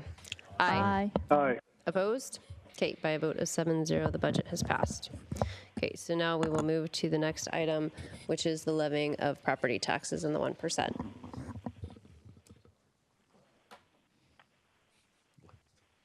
I'll take questions or motions. Councilmember Ritchie. Question. My mic on, there we go. As I understand it, the motion, or the ordinance as it's written, is to not take the 1% at this point. Is that correct? Yes. Then I move, we move forward with not taking our 1%. Second? Okay, it's been moved and seconded. Did you want to speak to your motion? Nope. Okay. I'll just say a quick point. I think we discussed this last evening, and the budget that we just passed doesn't take it, so it's kind of awkward to have this 1 second, we admit, because if we were to then take it, then the budget wouldn't be correct, so it's a little awkward. I think what I said last night still stands, but anyway, now I have more lights on. Councilmember Ritchie, did you have something else? Nope. Okay. Councilmember Stewart. Yeah, so Mayor, I think you and I were on the same page last night. I think that given that we have been working for the entirety of the year on traffic and transportation, and that we know that we have road projects and improvements, we have transit that we need to expand, that we have a police services study that we know is coming back with big requests. We have maintenance and operations facilities, all of those coming in at the mid-buy, and that's fine. We can add those expenses at the mid-buy, but we can't go back and retroactively collect the revenues that we don't collect. And so it's going to put us in a position where we're going to have to impose even bigger taxes all at once. So I think it's while I agree we should never collect revenues just for the sake of stockpiling them, I think that we could easily collect this revenue and earmark it for a very specific purpose that would serve our community, particularly with the number one priority that we've all named. Okay. So I don't have any more lights on. All those in favor, say aye. Aye. Aye. Opposed? Nay. Okay, by a vote of 5-2, it passes. Okay. Next on our agenda, we have an executive session. This is potential litigation pursuant to RCW 42.30.1101I. Time-wise, 20 minutes? I just We heard a have laugh. 2 topics. Oh, we have 2, okay. One, I would say 20 minutes is more than enough. If you take up both, probably 30 minutes. Okay, But you let's may just say- want to delay the other till the end of the meeting. One has to do with the issue that was come before you right after that. The other is a longstanding code issue that we need to talk to you about. I would agree. So You let's can. do 30 minutes, but can I get an extension before we go back there? Because otherwise, we're going to have to extend the meeting. Move to extend until midnight. Ooh. I don't know. It doesn't mean we have to go. 1 a.m. It doesn't mean we have to go You till say midnight. 11. Until midnight. Move You don't to have. extend until 11:30. Second. Okay, it's been moved and seconded. All those in favor say aye. Aye. Opposed? Aye. Okay. Nay. Okay, by a vote of 5-2, we're extended till 11:30. Make sure they're back. All right, so we now have our next agenda item, which is consideration of a memorandum of understanding with STCA LLC. Mr. City Manager. Yes, and I'm going to call on our city attorney here. So we have been negotiating with STCA for several months now regarding an MOU, and then the moratorium allowed for development to continue in town center if a moratorium was entered into. So we continued those negotiations, and in your packet is the agreement that city staff and STCA negotiated and brings to you tonight, and I'm happy to answer any questions about it.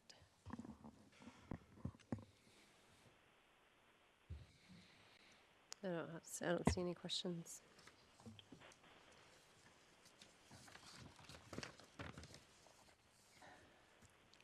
Do you need a motion, Mayor? You need something? All right. Yes. I move that we accept or approve the MOU as written in the packet. Second? Okay, it's been moved and seconded. Do you want to speak to your motion? No, I think it's there. Okay.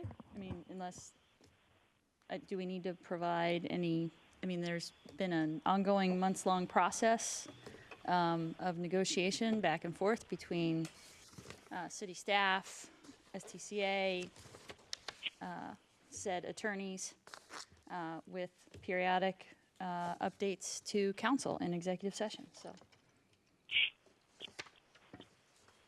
Okay. I've got a comment. Go ahead, Tom. When we adopted this, it was not clear, and I guess I understood an MOU to be a memorandum of understanding. And looking at this draft MOU, I call it a memorandum of talking. It agrees to nothing other than to discuss the things that we want to discuss. It's not what I had in mind when we thought an MOU would be sufficient to relieve the moratorium for phase one. So I think it falls way short of a memorandum of understanding. And for that reason, I cannot support going forward with this MOU. Okay. Councilmember Valderrama. When we first started talking about a memorandum of understanding, in fact, in July, the first discussions by Councilmember Mayor Malchow and Moran were a short thing. I think we were talking about a one-page. The staff then took all of our considerations into consideration. We all have added what we had thought. This has been a long process, as Councilmember Stewart has stated, and it reflects. We always knew what a memorandum of understanding was. We understood the differences between it. We voted on it 5-2. Ironically, I wasn't one of those that voted for it at that point in time, but this is what we've asked for. This is what we've worked towards, and this is what we told people to work for. And so, again, this is the issue that we tell people what the process is to get out of the moratorium in the town center. They have followed the process. Others are in process likewise. So I'm supportive. Councilmember Ritchie. Yeah, I'm referring to Part B under Header 3. This SCC agrees not only to apply for permits for additional phases of development in the town center beyond the initial unit count or outside the Exhibit A land until the earlier of another memorandum of understanding or the adoption by the City Council of a transportation master plan or August 31 of 2019. So it's my understanding that what this document does, whether it's whatever people's intentions or feelings are behind it, what it does is it lays out what STCA has committed to do in phase 1, and that they have committed in this document to seek or pursue or work with the city to pursue an additional memorandum of understanding with the city before they move on to an additional phase. So this is only dealing with phase 1, and that's what all the numbers are about, and that's what all the commercial and residential and all the commitments they've made.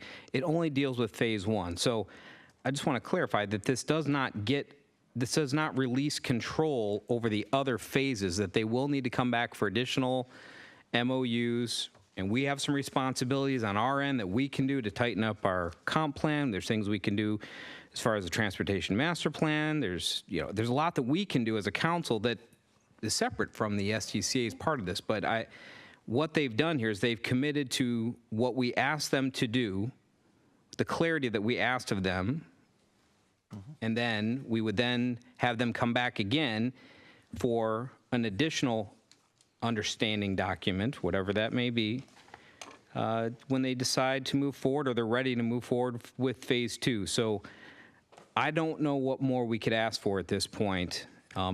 If you're in favor of moving forward with the town center, I think this provides that clarity for phase 1. If you're not in favor of it, if you're seeking to really getting things buttoned up, then we should pursue another document, a more legally binding document, a development agreement, or maybe tighten up our code. But from where we are today, this accomplishes the goals that we set out. And very quickly, I'd like to thank the staff and the legal counsel and the STCA for sitting down multiple times to try to hash this out, because it is a negotiation. It isn't easy, and there's a lot of parts here, and going back and forth with council members to try to figure out how to get our little pieces in here too. So I'm grateful for you guys taking the time multiple times to get that done. Councilmember Stewart.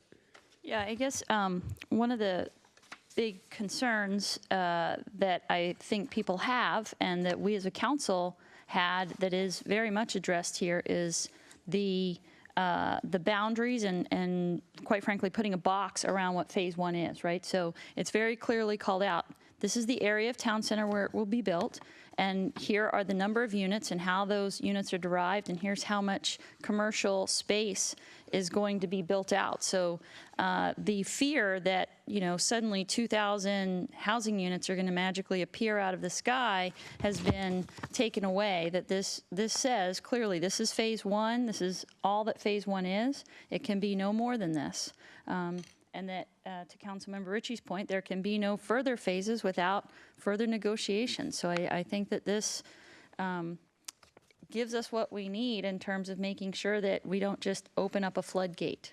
And we do this and we take steps, and this gives us the chance to take those steps and course correct as we go, so that we execute this thing with the kind of precision and agility, quite frankly, that we need to have, right? To take a step, see how that's working, course correct if we need to, and not go too far if something's not working correctly. So,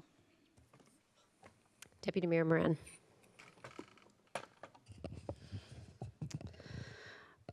The wording isn't as I would like, because frankly, I'd like a developer agreement. But guess what? I wasn't on the last council, so I wasn't able to push for that. So if we wanted that, that should have happened at the last council. They should have pushed for it. They should have gotten it done. But as usual, it was pushed off to this council and became some more of our work. We have an MOU. We have, that being said, we have wording that isn't my favorite. But it does address the topics that we asked for. And so I'm grateful that that has been addressed. I'm grateful that you addressed all the things that you could. And the fact that it has been recommended to us by the staff and our attorney to look at this and our city manager, I think we owe it now to them to actually take a peek at this and look at it for what it is. It's an MOU. It is not a developer agreement, but you know what? That is not what's on the table here.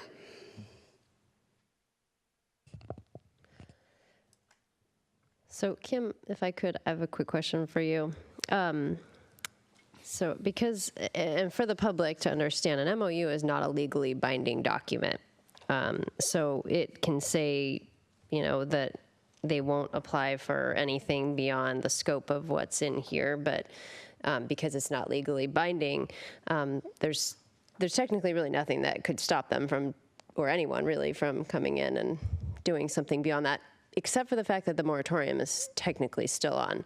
So does this, because that's the case, and the caveat in the moratorium currently is that you have to have an MOU. If we have this MOU while the moratorium is on, no matter what this says, they really can't go beyond what it says. Is that fair or not?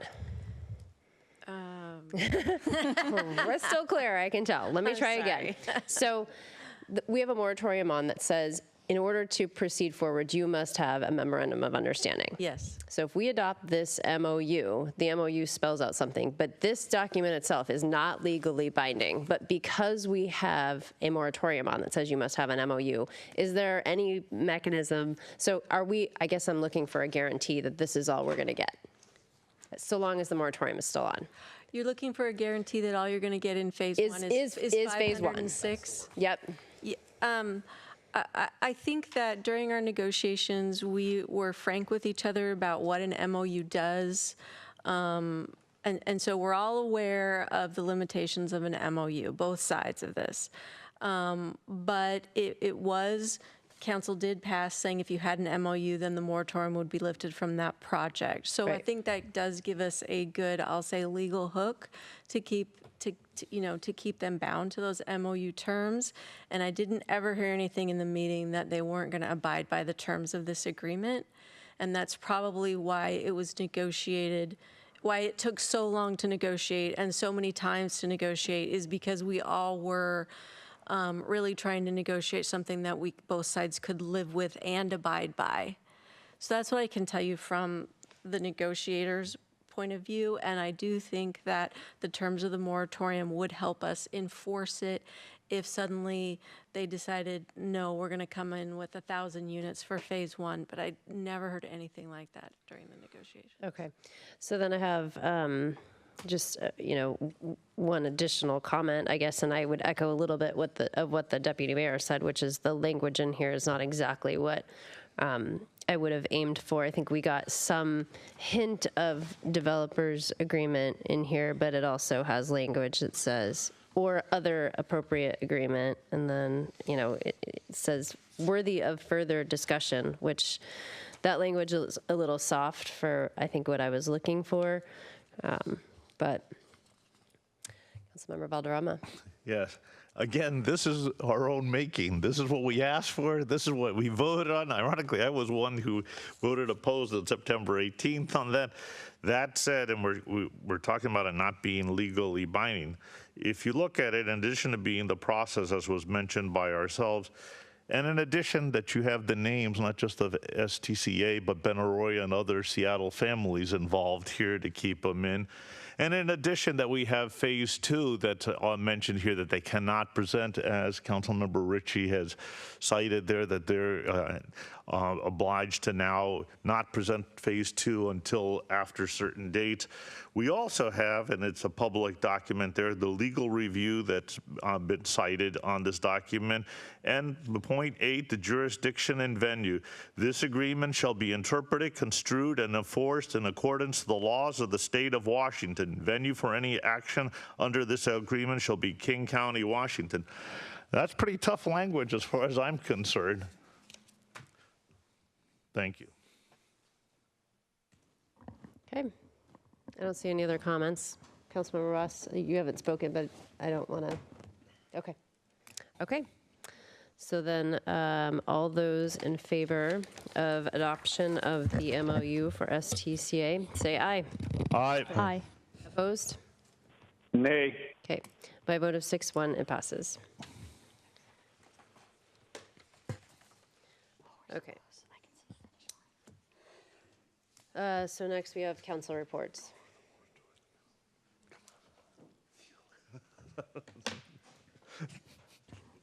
I've provided a written report, and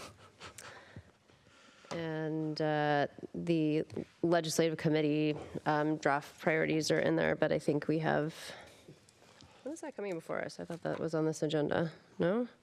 Yes, it's later. Okay.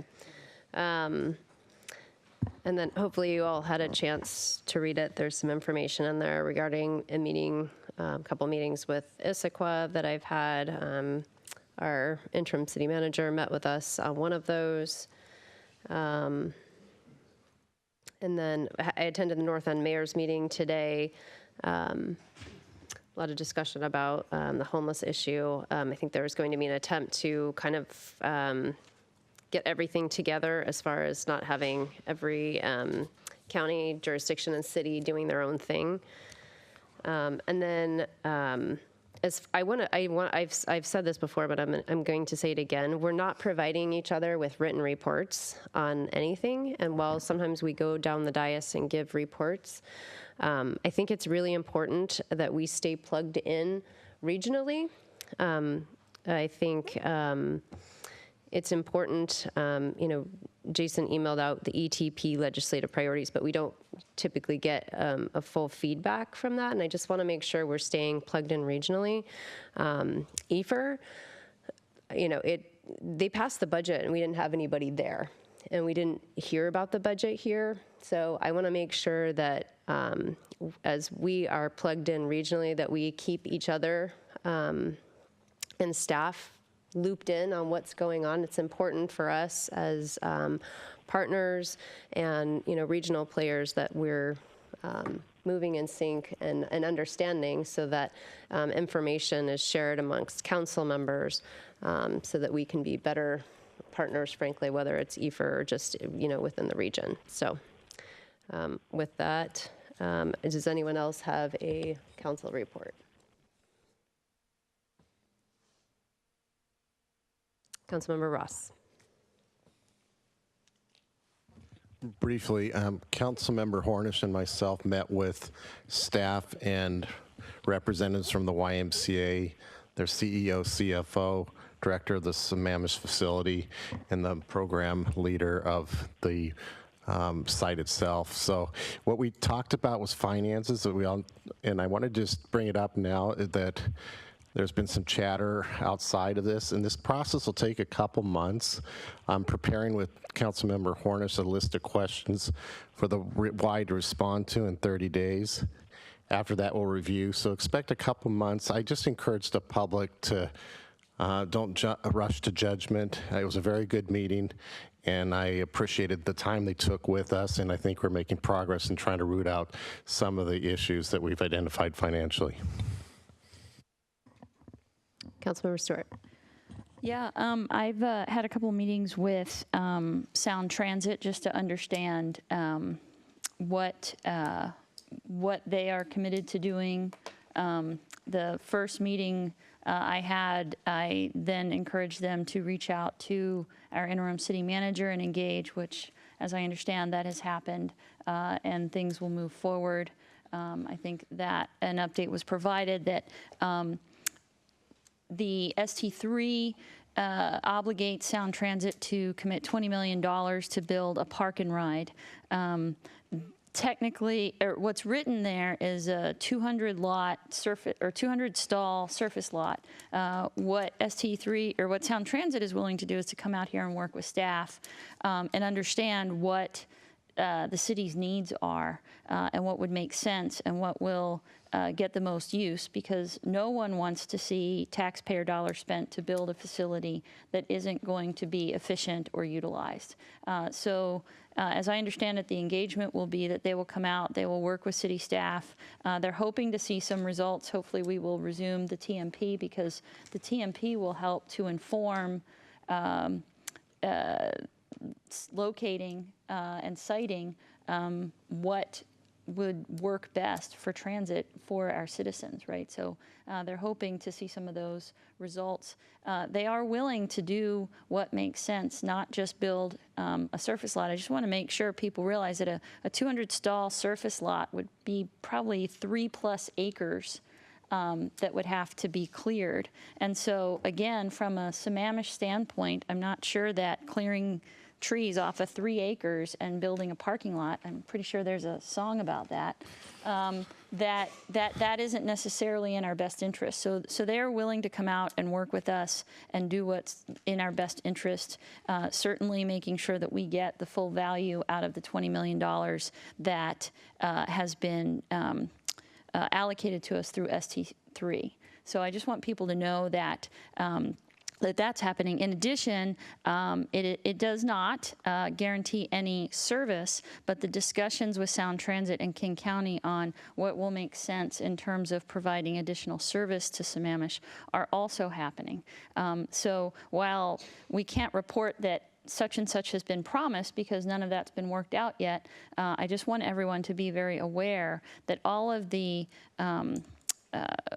organizations are working in good faith to be able to make these things happen. What we need to be aware of is that as the light rail lines come online, there will be freeing up of other capacity in terms of bus service. And so that's what we need to be looking at in terms of a timeline for the siting and the building of whatever facility makes sense for Sammamish, and then working that into as bus service will become available, because light rail will take over some of those services. There will be things available. And so these ongoing discussions, I think, are what's key, because as we know, nothing's going to happen if we're not talking. So those discussions are happening. There are a lot of opportunities there, and we should continue, I think, to pursue that, because if we really want to reduce the traffic in Sammamish, I actually came to a conclusion there are only 2 ways to do it. We can start kicking people out of the city, which I'm pretty sure we can't do, or we can start to find ways to get people out of their cars, and the only way to do that is transit. So that's how we're going to reduce the traffic. Okay, Councilmember Ross. Okay, Councilmember Ritchie. Thank you. So the Eastside Transportation Partnership has a meeting on this Friday. Public is invited always. It's at 7:30 at the Bellevue School District Headquarters, room 200, the boardroom. There were croissants and coffee and orange juice. Bring your own champagne if you want a mimosa. Essentially, the big things they're dealing with are the rapid ride and some of the things that were presented to us from King County. There's an effort to try to diversify a lot of the things going on with what Metro does and kind of bring it to a smaller scale, or make it more accessible than just your big buses rolling down the arterials. Honestly, there isn't a lot that's benefiting Sammamish other than what we heard when King County Metro came and spoke with us last night. It was last night, seems like a long time ago. Anyway, so I encourage you to read through the legislative agenda. I'm happy to report any comments back. We do get a chance to speak out at the meeting as far as city's concerned, to try to give our 2 cents. Honestly, there isn't a lot in the agenda that's specific to Sammamish, but as we all know, we tend to drive out of the city and go to work just about every day, most of us, I'd imagine. So there's a lot that goes into Bellevue and Redmond and Issaquah Kirkland and how we can actually create a more integrated partnership on the east side, just like the name implies. So welcome any input that the council can have. Send me an email, give me a call, and I'm happy to trudge down there at 7:30 on Friday and make those statements on your behalf. Thank you. Thank you. Councilmember Valderrama. Yes, well, first of all, just following up a couple of things here on the legislative priorities. I want to thank Mike for the new logo for the S out there. Told him that we should pass that to Kelly for the branding, how the salmon now fits in there. Very clever on that. You get some bonus points for that. Going to some of the discussions here that we've had, two items of interest. First of all, Councilmember Stewart had talked about the sound transit and the buses. One of the legislative priorities specifically is going to our legislators to ask, how can we address sound transit and having that come out? The original plan did have some Sammamish into it and try to get that bus services. Part of what will help that, we'll be working with now phase one S2CA as they start looking at transit-oriented development and trying to help that come together. Additionally, yesterday we had heard about the connector services of King County and trying to see, hey, can we work with them in a public-private type of relationships as they have done in other places. So I think that's important to see how can we start to leverage these different efforts. The police public safety report is here, and we're going to be hearing more of that on a separate date, so I'll hold for now with that. Thank you. Okay. So I think our next item is adoption of those legislative priorities for 2019. And I'll turn this to Mr. Sugg. Good evening, Mayor, Council, and Interim City Manager. Mike Sugg, Management Analyst for the City Manager's Office. Tonight, I'm here to introduce the legislative priorities for 2019. The Legislative Committee, along with staff and the city's lobbyists, have been working over the past couple months to develop this list of recommended priorities that's in your packet tonight. Overall, the list of priorities is fairly similar to the 2018 list, but there are a few key changes that we've made. The first is that the A in the SAM acronym used to be the annexation of Park District areas. That has been moved to the back side of the page. And in its place, we've added a new header under A called accessibility. And that includes our funding request for the Issaquah Falls City Road, as well as a discussion on the need for increased investment in transit services as part of ST3. Additionally, we've added condominium liability reform to the back page based on discussions with the council on October 2nd. So basically, the graphic that's in your packet tonight has two sides. The first side is SAM acronym, and those are kind of the main priorities that we're going to be focusing on pushing for the upcoming legislative session. And then the back side are things that we support, but they're kind of the second tier. So if the council feels comfortable with the committee's recommendation, either with or without amendments, there is a resolution in your packet tonight where those can be adopted. And with that said, I'd like to turn it over to the legislative committee members for further comment or discussion. As the chair, do you want to speak to that? To speak to the priorities Yeah. of the legislatives on that. I think what we wanted to do, first of all, is continue in what we had done yesterday of keeping it first very brief, specific to what's doable. We did have the insights this time of our lobbyists that we had brought into the process, and it reflects both what we're trying to do with the salmon passage, with the accessibility and transit that we had talked about, and the metro monopoly. Additionally, our lobbyists had given us some recommendations as to how can you get some social services capital asked into that he's seen traditionally that they have been able to get.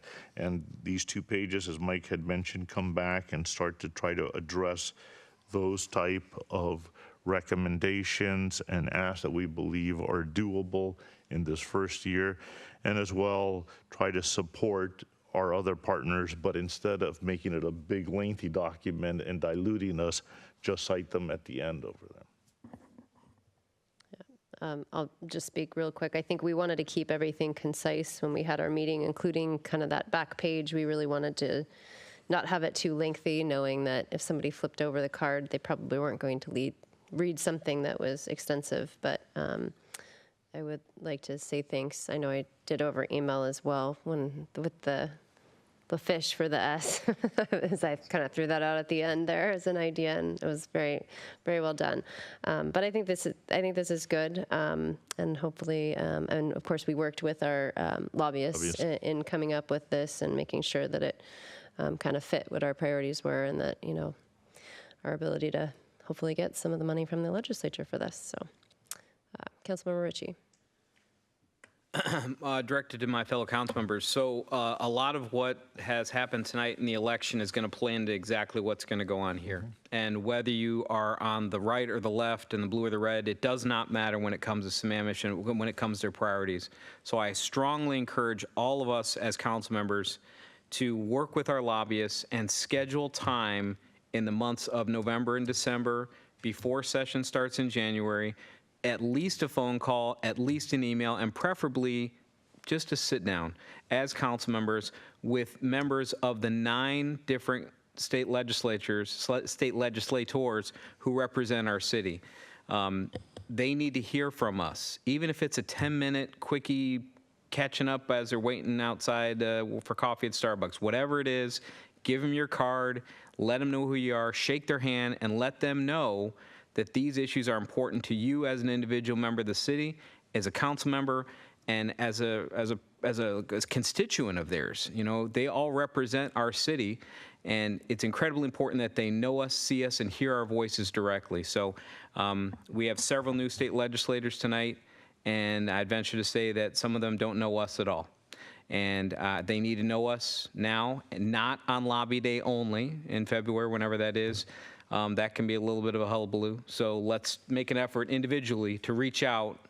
And I think we talked a little bit, Larry, about trying to schedule some sort of event. Maybe. We have an open house that's scheduled. I believe it's November 27th from 6 to 8 save that day, guys. That's that's going to be here. I'm sure we'll get that out to everyone so you'll know it. That's an opportunity for them to come to us. But again, an individual walk-up, an individual handshake from a council member to a state legislator is an incredibly important connection to make. And we can only count on our lobbyists so much, but those personal connections are the things that stick in the legislators' minds when they're looking at these things, looking for things to cut. We don't want to be cut out of those budgets. We want to make sure that they remember us, they remember our sincerity, and they remember our SAM acronym.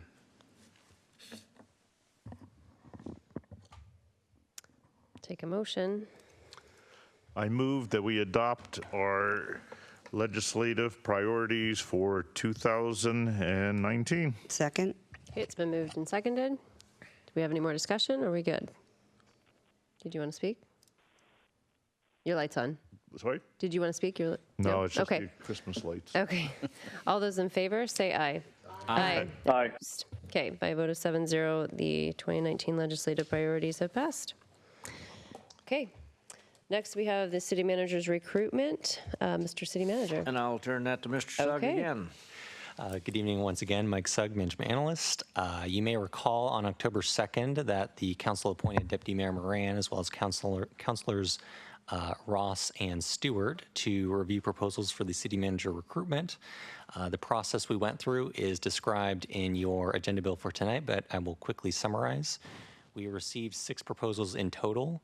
The council subcommittee and a staff group evaluated those proposals, and there were 3 clear firms that were on top. That was unanimous.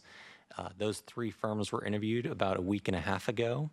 5 panelists preferred Colin Basinger and Associates, and one panelist preferred the Novak Consulting Group. Based on that majority, staff prepared a contract with Colin Basinger and Associates, and that contract is in your packet for tonight. So with that, I will turn it over to the subcommittee members for further discussion on the process or the firm that we landed on. Does anybody on that subcommittee want to say anything or? Nope. Answer questions if you have any. Councilmember Stewart? Yeah, so just so folks know, we were able to do hour-long interviews with the top 3 firms. So we were able to ask a series of questions. We even had some follow-up questions. So I would just put it out there that if you have any questions, please feel free to ask us. It was, I thought it was quite fruitful, and I want to thank staff for their time. That was a big a big time commitment on their part to prep that. But I thought it went really well. So with that, I will make a motion that we accept or that we approve this contract. Second. Okay, it's been moved and seconded. I'll assume there's no discussion, there's no lights on. Going once, okay. All those in favor say aye. Aye. Aye. Opposed? Aye. Okay, by a vote of 7-0, we have approved the contract. We have minutes from the Legislative Committee regular meeting. There's nothing we need to do with that. Move to adopt or accept. Don't you have to move Do we it? need, do we need to? Oh, sorry. Good. Yep, so the other two are We like it, minutes. Jason. It's okay. Shouldn't those be in consent? I'm gonna go home. Should those live in the consent or no? They should. It seems like they're in an odd Well, place. we don't really have to approve them. They're just Yeah, there for an that's- FYI. There's nothing to approve. Minutes. City manager's report. Right? Yep. You can fix that, so it'll be easier. City manager report, I've got 2 items for you. One, I'm going to hold it and talk to you next week about it. That'll be the retreat, because I know that'll be a bit of a discussion. The other has to do with chamber roundtable discussions. We've been back and forth on all of this, trying to put this together. I know all of you want to participate in that. Kind of what we've talked about is holding the first meeting, which will come this Thursday, and then holding quarterly meetings so all of you can kind of rotate through that and be part of that discussion, because I know that you're supportive of the business community and I know that you want to be part of those ongoing conversations. But I do need at least up to three of you for Thursday. And what I was going to suggest to you, that it would be a combination of the following, and you guys can juggle this. Since this is the first one, I would recommend that if the mayor could make it, that would be good. I would recommend also that the deputy mayor, if she could make it, that would be good. And then it would be in this order, based on how you responded to me, either Councilor Ritchie, Stewart, or Valderrama. So I'm traveling. okay, yeah, that's right. So if the mayor, the deputy mayor, and Councilor Ritchie could do it, that would be 9 a.m. on Thursday, and it'll be here at City Hall. If not, we would move to right, a different I got it. combination. I cannot make it 9 o'clock on Thursday. I have a presentation at 10. I know that, so it works. So if there will be another meeting, I'll defer to Councilmember Valderrama, if he's traveling, or Councilmember Stewart. So let's let Stewart. Councilmember Stewart go. And then may I attend the next one? Am I allowed to do that, or I want to go? So. Yep. Well, Have to be late. I have a commitment until 9:30. okay. Do we want to have a different person then? If Councilor Harnish, could you make it? I'm unable, sorry. You up for 9 o'clock on Thursday? The 8th. This coming Thursday. There's coffee. Okay, you got him. What time, is it for an hour or 2 hours? Do we know? Be 2. Okay.